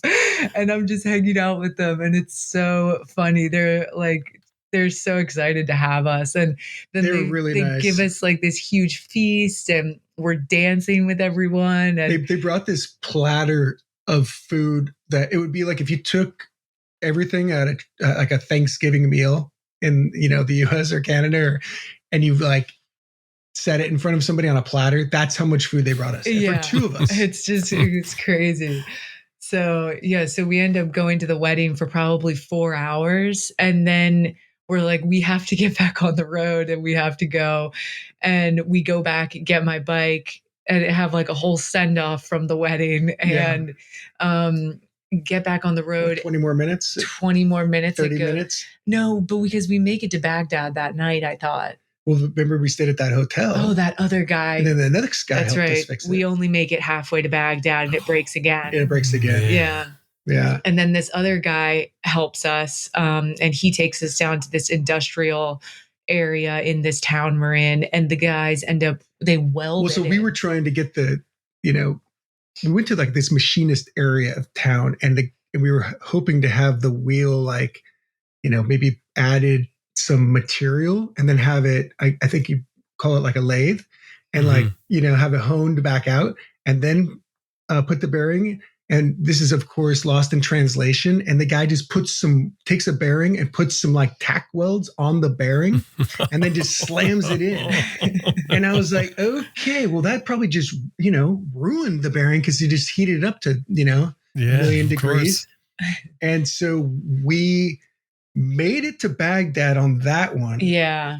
And when we were leaving Baghdad, when and this is a whole nother thing, but the drones that were being sent from Iran to Israel, the drone missiles. Yeah. That, I don't know if you remember that on the news, but they sent up a bunch of drone missiles from Iran to Israel, and they went over our hotel. They flew right over. And we were thinking, crazy. It's time to go. Yeah.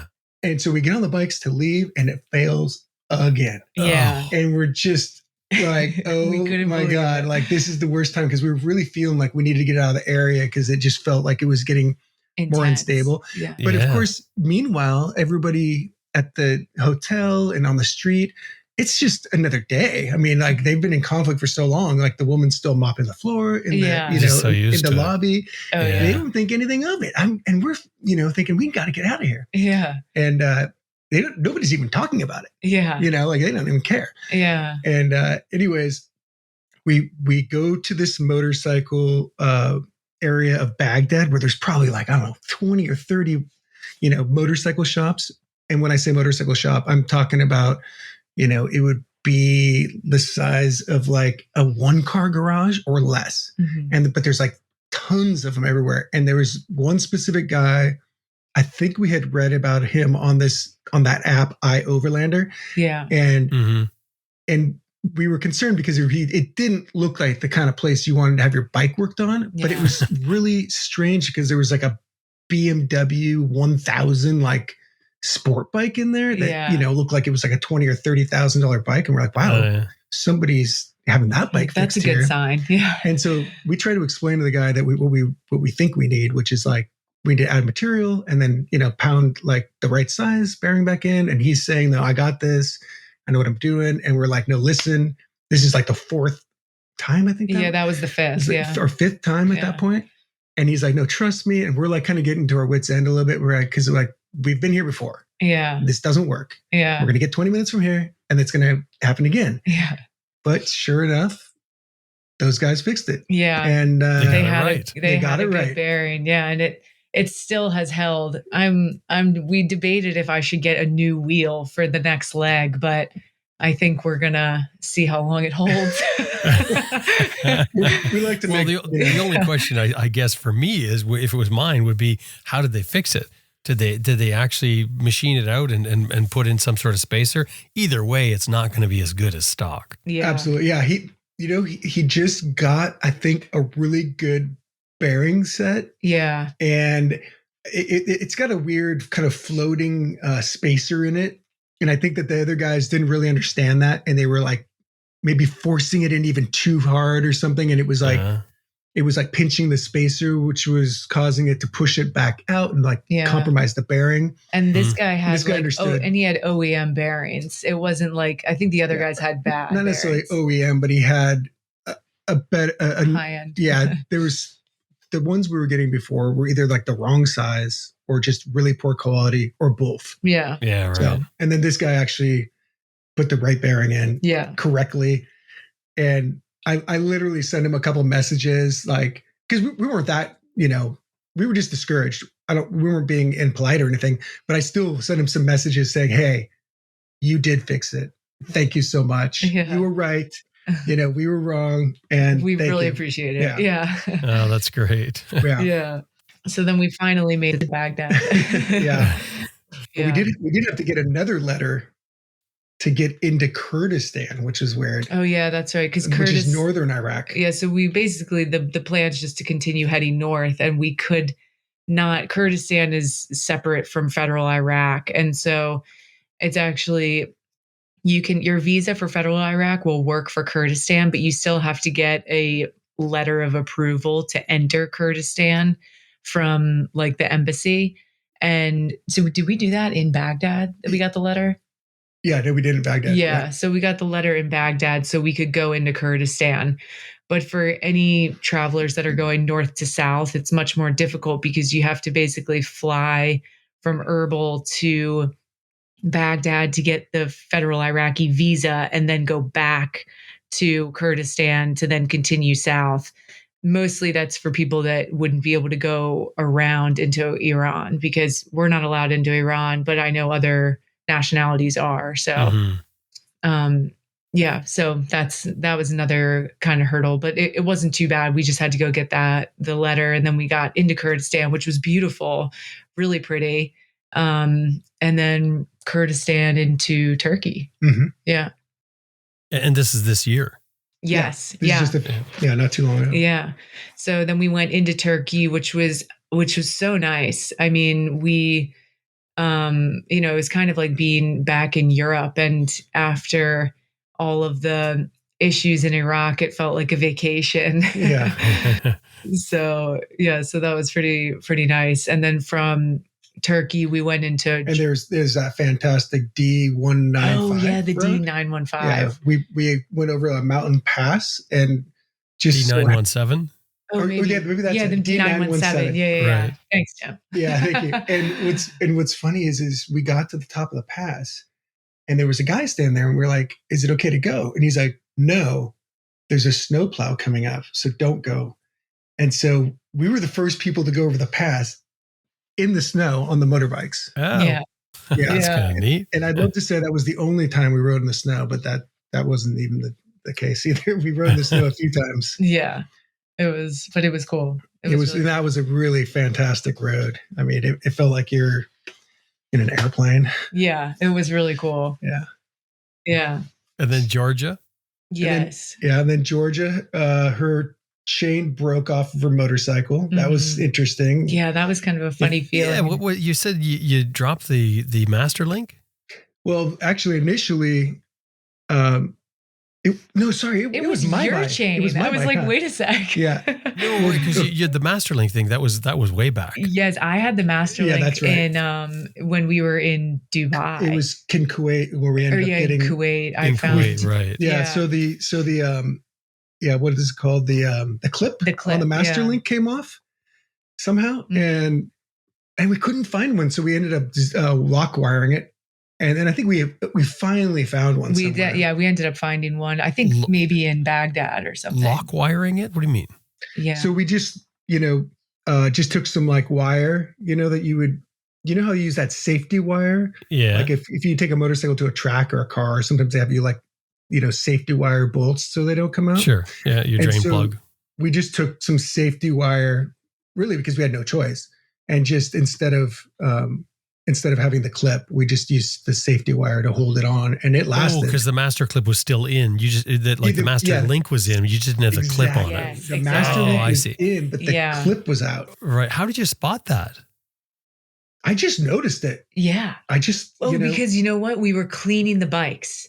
That was why we were cleaning the chains with a toothbrush and cleaning everything, and we saw it. So Yeah. I would recommend cleaning. We only would clean our motorcycles maybe like every couple months. Yeah. I would do it more often. Yeah. Right. Especially Because you the find chain. things. Yeah. Yeah, and a master link, like for a bike that has a chain with a master link that you put in with a clip, it's easy to carry with you. I mean, it takes no space. A Yes. spare master link. We just forgot it. Honestly, we thought we had one, and then we looked through all of our stuff. We did have I think a couple master links, but they were from the wrong chain. Oh, that's what it was. Yeah. Perfect. Yeah. So we weren't that unprepared. Yeah, They just exactly. didn't. Exactly. We had them, but they just weren't the right ones. Yeah. Right. So, but we finally got that. But Ethan's chain just. It was my chain. Yeah, huh? Ethan's chain broke off, and it just kind of wore out, I guess. Well, we really rode our we chains only to the rode ground. we rode our chains like over 10,000 miles. So, Yeah. I don't know if I don't know what they're supposed to last, but they lasted like 13 or 14 countries or something. Yeah. Yeah. And we, maybe you can answer this for us. If your chains are dirty, do you still oil them? We never could figure that out. We never could figure it out. I know. Well, I would. My thought process is yes. Yeah. We did. We did. Because I know some people say that the oil just takes the grit and sort of makes a paste, but I think the oil tends to spew out and throw off a lot of the dirt, especially in the areas where it's close tolerance. So to me, that's what I do. I'll oil, even if I can't clean it out, I'll just oil it. But I mean, you must have had your adjusters at full extension at that point. Oh, yeah. Did. Oh, for sure. Yeah. We needed, and they were still loose. we mine through the chain, and that became a whole ordeal.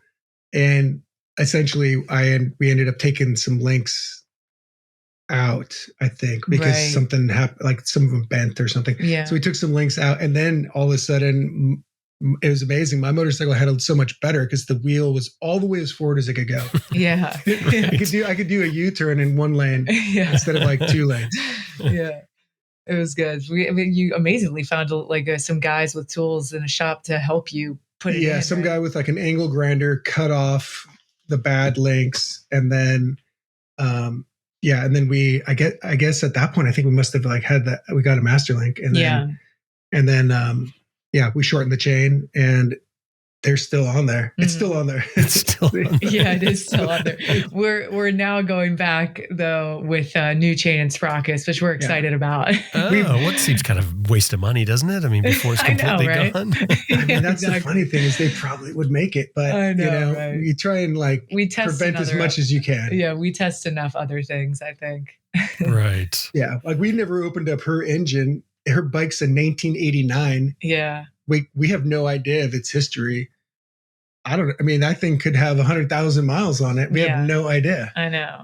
So because we just had to go blindly with it. Yeah. The older bikes, do you think that's an advantage or disadvantage? I think if you have an old bike sorted before you leave, I think it's absolutely an advantage because the simplicity. Yeah. We never had to worry about we have no battery. Yeah. So we never had to worry about a battery. Mm-hmm. We just keep a little, what are those little chargers that we, just the NightCat or something. I mean, for your phone. We just charge our phones off of like a little power bank. Yeah. I think you call it. Right. And I think one point we should really make is, and why we decided to take these bikes initially to begin with is because the Carnet deposit is based on the Blue Book value of your motorcycle. And so we were initially thinking about getting DRZ 400s, but I was seeing, Blue Book values of like the cheapest was like, $2,000 to like $4,000, right? And if you want to get into we were initially planning on going to Egypt, and they have a 200% deposit, right? So all of a sudden, your 2,000 motorcycle takes a $2,000 motorcycle value takes 4,000 deposit. If it's 4,000, it takes 8,000. If you have a GS BMW, all of a sudden it's 40,000. Yeah. That's right. But ours are 800. Yeah. $800. Yeah. 800 value. Yeah. Right. Yeah. And that does a lot of things for you too, because I mean, if you had to walk away from one of the bikes, definitely, exactly, it wouldn't be a $30,000 hit. Exactly. No, that was our thought. We knew that we could pull the ripcord wherever we were and just get a flight out, and it wouldn't destroy us for our financial future. Yeah. Yeah. Totally. But the minimum is 1,000 that we found out. Yes. So no matter if you have a $200, motorcycle valued bike, you're still going to pay, it's 1,000 on the Carnet. Yeah, it's 1,000 is the minimum. So if you're going to go into Egypt, then it's 200,000. Then it'd be 2,000. Yeah. So did you pay for did you do this style where you're actually putting up that money, or did you pay the insurance? No, we put the money up. Yeah. We put the money up because it ended up being 2,000. It was 2,000 each. So it was 4,000 total for us. Oh, I see. Yeah. And now, did you get that back now? Because you're back at home now. Yeah. But you've left your bikes. You got it back? We did. Oh, I see. Mm-hmm. Yeah. Luckily, after the South Africa claim, that was we never sorted that. That was never a guarantee, I felt. Yeah, I know. But you can, even if you don't bring your bike back to the registered country, if it's stored in a country that doesn't require a carnet, you can sign a waiver basically, and then you can still get your deposit back, even if you haven't brought the bike back to your home country. Yeah. Now, will you need a carnet again when you go back? You're pretty much done with that, I guess. Yeah, we might get another one because I think we might need one if we go to Thailand, or you definitely need one for India. But I think for right now, we're not going to deal with it. Mm. Yeah. You You left your motorcycles in Armenia? Yes. Correct. Right. And you went back home. So why did you do that? So we just, we got back in time for the holidays. Also wanted to come back and make some more money. And then we will start traveling again next month. It's coming up fast. Yeah. Well, that's exciting. Oh, yeah. So you've come home, you've worked some, and at the same time, you're working on the boat, Ethan? Correct. Yeah. Wow, okay. Yeah. We also got married. Oh yeah, we also got married, Jim. Oh, you got married too. Yeah, right. Well, yeah. I did get that anyway from the start when we were talking. That was part of the reason we came home because we thought about eloping, but that wasn't really an option with our moms. Yeah. So you came home, got married, had your wedding, worked some, and now you're packing up to go very soon. Yeah. And how long will you be gone for next time? Or this time? Well, we're going through Central Asia and then into Southeast Asia. So we don't have an exact timeline, but my season is summer. So spring and summer. So, the idea is to come back so I can run my charter business the following summer. The following summer. Oh, I see. Yeah. And then she's going to try and take a leave of absence, but hopefully they don't hear this podcast because she hasn't told them yet. I know. How do you guys or how would you guys describe yourselves as far as your travel style? Totally wing it. Yes. Really. I don't know, look that night for the next day. Yeah, exactly. I would say we don't overplan. That was definitely something we wanted to mention was I think it's important to plan and, figure out your routes and come up with ideas, but don't overplan because there's multiple times where we overread and overplanned and almost scared ourselves going into certain areas because of banditry or things that were happening, and it ended up being totally fine. What was the guy's name so we were listening to you when we were going near northern Kenya into Marsabit. Is it Spencer? Spencer Conway? Yeah, was it Spencer Conway? So we were listening to Spencer Conway talk about getting shot. Yes. Yes. And it was the weirdest thing because we had a lot of apprehension about going to this part of Kenya because it was known for a lot of banditry. And so we overread and we absolutely shouldn't have, to the point where we were stressed. Anybody we saw, we were like, oh, they're going to shoot us. Yeah. Because a lot of the herdsmen out, in the remote areas have, they carry rifles because they have to protect their livestock. Because what happens is there's a lot of bandits trying to steal people's cattle. Yeah. And so anyways, long story short, we ended up we're listening to your podcast and he's talking about getting shot at. And I'm like, I wonder where that was. And he's like, it was in Marsabit. And I look up and the sign says, welcome to Marsabit. Literally. And I'm thinking, at great. That time. Yeah. I'm like, this is fantastic. Like, this is the last thing I wanted to hear right now. It was ridiculous. Like impeccable timing. We were like, oh my God. It was so ironic. I couldn't believe it. But we survived, made it out of there. And it was a great experience. It was tense though, and nothing happened. Yeah, nothing happened. But that doesn't mean your mind isn't going to go through every possible scenario. Yeah. How far can I make it on a flat tire with the bullet hole in my crankcase? Yeah. Yeah, that's right. Well, the thing is, though, I mean, you guys have already ridden through where there's landmines. And to me, just the sound of that, it sounds so incredibly risky, scary. Yeah. Yeah. To have to I ride wish I wouldn't have read about because I found a map online of all the undetonated landmines that they think there are in that region. And that was a mistake. And you don't want to see that the day before you go. Yeah. Did you see it before you went? Yes. Oh yeah, the night before. I'm looking at all the landmines and I'm thinking, I really wish I didn't look. Yeah. And that was the case most of the time. Yeah. It's better. Ignorance is bliss. I know. But then you obviously don't want to be too naive. So there's a balance. Yeah, there's a balance. Yeah. Yeah, and it's tough to know really what the balance is, isn't it? Because I think it's probably going to be different for everyone. Because I think you guys sound like, from what I've learned about you, you sound like the type that, obviously you're saying wing it, but you also are able to handle it, the winging it, right? So I think you got to be able to, roll with the punches. You have to have the personality, the background to deal with your choice of travel. And if you're going to wing it, you got to be able to take the punches. Yeah, for sure. No, I think so. You have to be able to adapt. Yeah. Mm-hmm. What else have you guys learned on the road? Okay, we actually wrote this down, Jim, because we thought these would be helpful tips for people. So we wanted to talk about our budgeting, the main things that we thought were good for budgeting. Should we just go through the list? I thought. Sure. Yeah. Okay, so build your own crate. Yes, that was the first thing we did. That saved us a ton of money. I think we got quotes from like $1,000 to $2,000 or $3,000 for having somebody crates. Building us a crate. Yeah, and then we just went. We are lucky enough to have a motorcycle dealer down our road, and literally at the end of our road. And we went in and we said, "Hey, do you guys have any extra crates?" And they're like, "Yeah, there's a whole dumpster full of them out back. Take whatever you guys want." Yeah. And so we literally found the crate, because they still sell a brand new XR 650L, which is just the, electric start version of our bikes. Yeah. And we found those crates. Yeah. So they're for our bikes. And we just got the pieces and then loaded them in a trailer and then rebuilt them around our bikes basically. And that saved a lot of money. Right. You probably could save more if you didn't use as many screws, though. Yes, exactly. That's right. Yeah. One thing about the wood, though, for the crates, I understand that sometimes you have to be careful. Yes. You have to use a specific wood for the crate, which is why you're going. These were metal. Yes, these were all metal. Yeah. Yeah. So you do have to use heat-treated lumber to, control for like invasive species.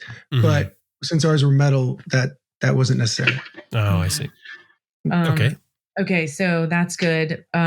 We mentioned getting cheaper bikes to keep the cost of your carnet down. As long as they're well sorted before you leave. As long as they're well sorted. That's the caveat. No, and I think that's really smart. I mean, and for all the reasons we talked about and more. And also, you guys had the same bikes, which, everybody, I think, realizes the advantage of that. And one set of spare parts keeps prices down. Yeah. If for troubleshooting, like if we had an issue like this, let's say you think your CDI is going out, you just swap the CDI. If that's, if that isn't it, then you move to something else. So that makes troubleshooting quite a bit easier. Yeah. We also said, the other thing with used gear I just thought I'd mention is I'm about 5'9", and, I'm a girl, but I often will just buy the clearance stuff of men's extra small. And it's super discounted. So if any girls don't mind like not pink stuff, then the men's extra small is always really discounted gear. Right. As long as it fits you, I guess. Exactly. As long as it fits you. So I'm taller than a lot of women, but it's another thing we haven't mentioned though too is, we saved money using this service called Parking Your Number. And it's so when you leave the country, you can keep your cell phone number when you come back. And you pay like $1 a month, and you basically we stopped our service. So whatever you're paying on your per month, like you get a keep. Yeah. And then using local SIM cards, at least in Africa, were so cheap. And sometimes I think we spent as little as $10 a month sometimes to get a SIM card. Wow. So using local SIM cards, highly recommend it. The countries that we chose to just go through with our downloaded maps, we would have problems.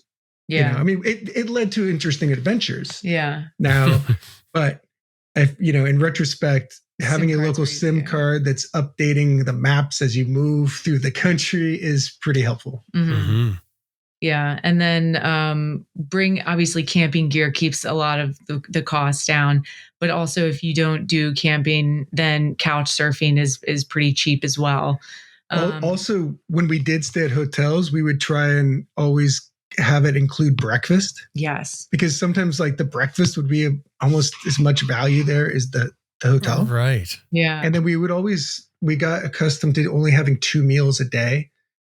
So we would usually have a brunch, kind of a later breakfast, and then an early dinner. Mm-hmm. And so that would kind of save us, cut down on expenses. Yeah. We lost some weight too. Yeah. Okay. The other thing that was interesting that we noticed was my bike was significantly better on fuel consumption than Ethan's. And we think that this might be because I have a pumper carb, the Mikuni pumper carb. And so it is much more efficient, I think, on the fuel, because almost every time we would fill up, I would have 2 more liters than Ethan. Yeah. Oh, that's considerable. Yeah. And from Oh, wait, you have huge tanks though on this. We do. We have 22 liter Acerbis, I think you said. Yeah, tanks. the Acerbis tanks. But I think part of it had to do with jetting too. So I think that's another thing that goes along with get your bike sorted, because when you're going to do an entire continent, like that savings is huge. I mean, I know you think in kilometers, but like hers was getting like 60 plus miles per gallon. Oh, wow. And mine was getting like 40. So, I mean, it was like a significant, and I know her weight, her lighter weight has something to do with it. It could be the way you ride too. It can be the way you ride. But we tend to ride very similar. Pretty similar, yeah. But I think it really comes down to having your bike well sorted, because that fuel cost added up. I think I added it up at some point, and it ended up being like $800 or $1,000 difference from when we started to the end. Yeah. So I mean that from day to day, it might only be a few dollars. Yeah. But over like months or a year, it gets substantial. That could take you for a lot longer too. Oh yeah. I think from what we read online, a lot of people say that in the end, the pumper carbs kind of pay for themselves. Yeah, they seem to be a little more efficient for some reason, because we couldn't find the parts without ordering them in Namibia. So we ended up actually buying.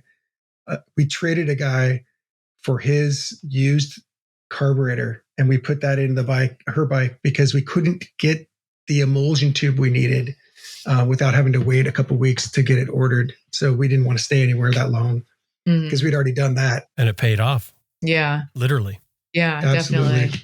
definitely. Okay. And then the other thing we had was just for border crossings, make sure you give yourself just a ton of time and don't stress yourself out. Don't try to like get through it and then make yourself have to pay fixers or pay fees that are unnecessary, because most of the time it's always a waiting game.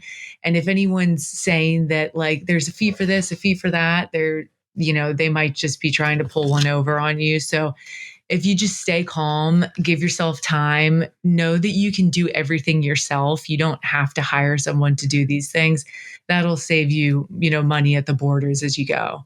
Yeah. Even if you can't speak the language. Yeah. Even if you can't speak the language, you can usually charade your way through. We only had to pay to, it wasn't a fixer, but in Ethiopia, because of the situation, we had to like pay a tour company to sponsor us. Mm-hmm. But that was different. Right. Yeah. That was the only time we required though. Yes. Exactly. That was the only time we actually had to like, pay anybody anything other than like a visa to get in. Yeah. And then the only other thing that I was thinking, that for exchanging money, you usually get the better rates like in town or at a bank. But in Ethiopia, it was very unique because there's like the bank rate and then the black market rate. And so you obviously want to get the black market exchange rate, and it could be like 30 or 40% difference. Yeah, it was more. huge. And also Zimbabwe. But the best rate for those two, we actually got at the border crossing. So sometimes exchanging money at the border is the best deal. Yeah.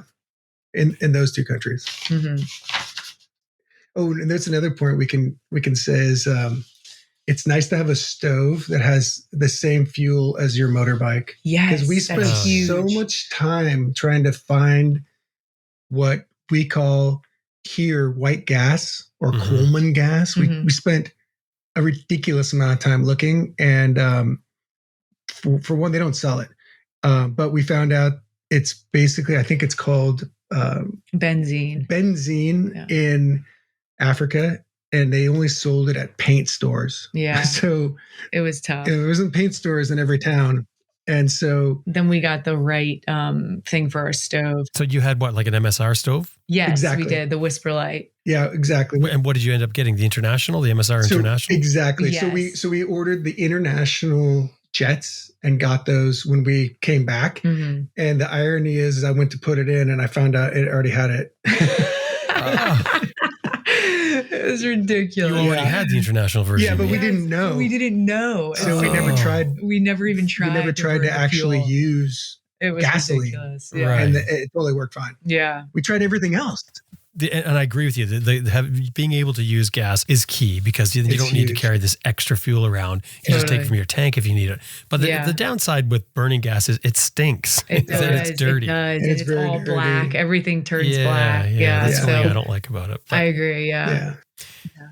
good tips. Well, that was great. Thank you very much for sharing your story. And we Yeah. got to have you guys back on again, because you're going to be heading out next month. You're going to come back with even more stories. And I'm sure everyone will be curious of just what happens. So thank you so much, both of you. And best of luck on the next leg of the trip. Well, thank you so much, Jim. We really appreciate it. And honestly, like none of our trip would have come to fruition without your channel and without the show. So nice. We really appreciate it. We love listening to it. And thanks to Elizabeth as well in the background. Oh, definitely. Yes, because I remember you guys supporting the show like way back long before you left on this. Totally. Yeah, we loved it. I'd be like at my office job, like cleaning windows, listening to ARR, just daydreaming. Oh, that's fantastic.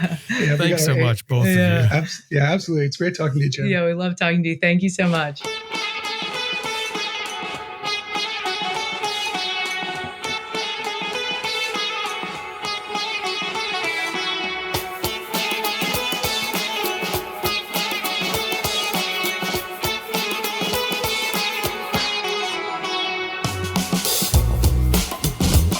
That That was Sally Ann and Ethan Johnson from their home in Seattle while they get ready to get back to their bikes in Armenia and continue their adventure.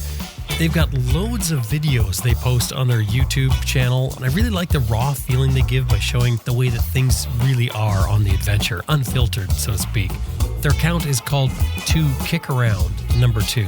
Now, we've got some great shots from their adventure in the show notes, as well as we have the links to their social accounts, all in the show notes for this episode on our website, adventureriderradio.com.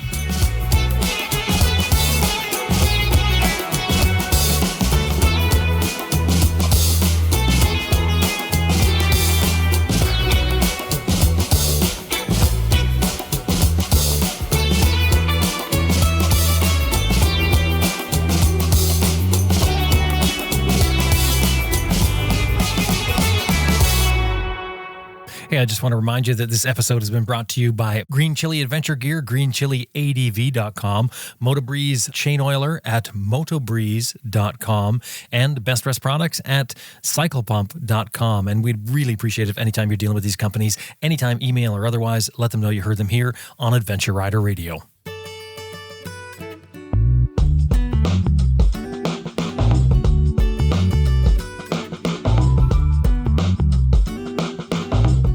That about wraps up another episode of Adventure Rider Radio, and we sure hope you enjoyed listening to it as much as we did making it. Special thanks to our producer, Elizabeth Martin, and of course, thank you very much for being a part of this by listening to the show. Hey, the show is built on a model of advertising and listener support. In these times, we really need your support. We really appreciate it if you'd drop by the website and just consider it. Just go to adventureriderradio.com, click on support, and have a look. We would really like you to join our Patreon account. That way we can count on you every month, and it can be any amount you want. But that way you support the show monthly. We put a show out every single week, and then we have our other show, Adventure Rider Radio Raw, that comes out monthly. One's coming out in just a few days, actually, another one. Both these shows have been going for a long time. Adventure Rider Radio is the original show of its kind. There wasn't no adventure motorcycle show when we started Adventure Rider Radio, and we did that over 10 years ago from now. So we've been doing this over 10 years every single week for all those years. And you can go back and listen to every episode, every back episode that we've done, which are still entertaining, and people tell us to listen to them all the time. So you can get all that, but we would really appreciate it if you consider supporting us. Anyway, time to get out there and ride your bike if you can. My name is Jim Martin. Thank you so much for listening, and I will talk to you next week.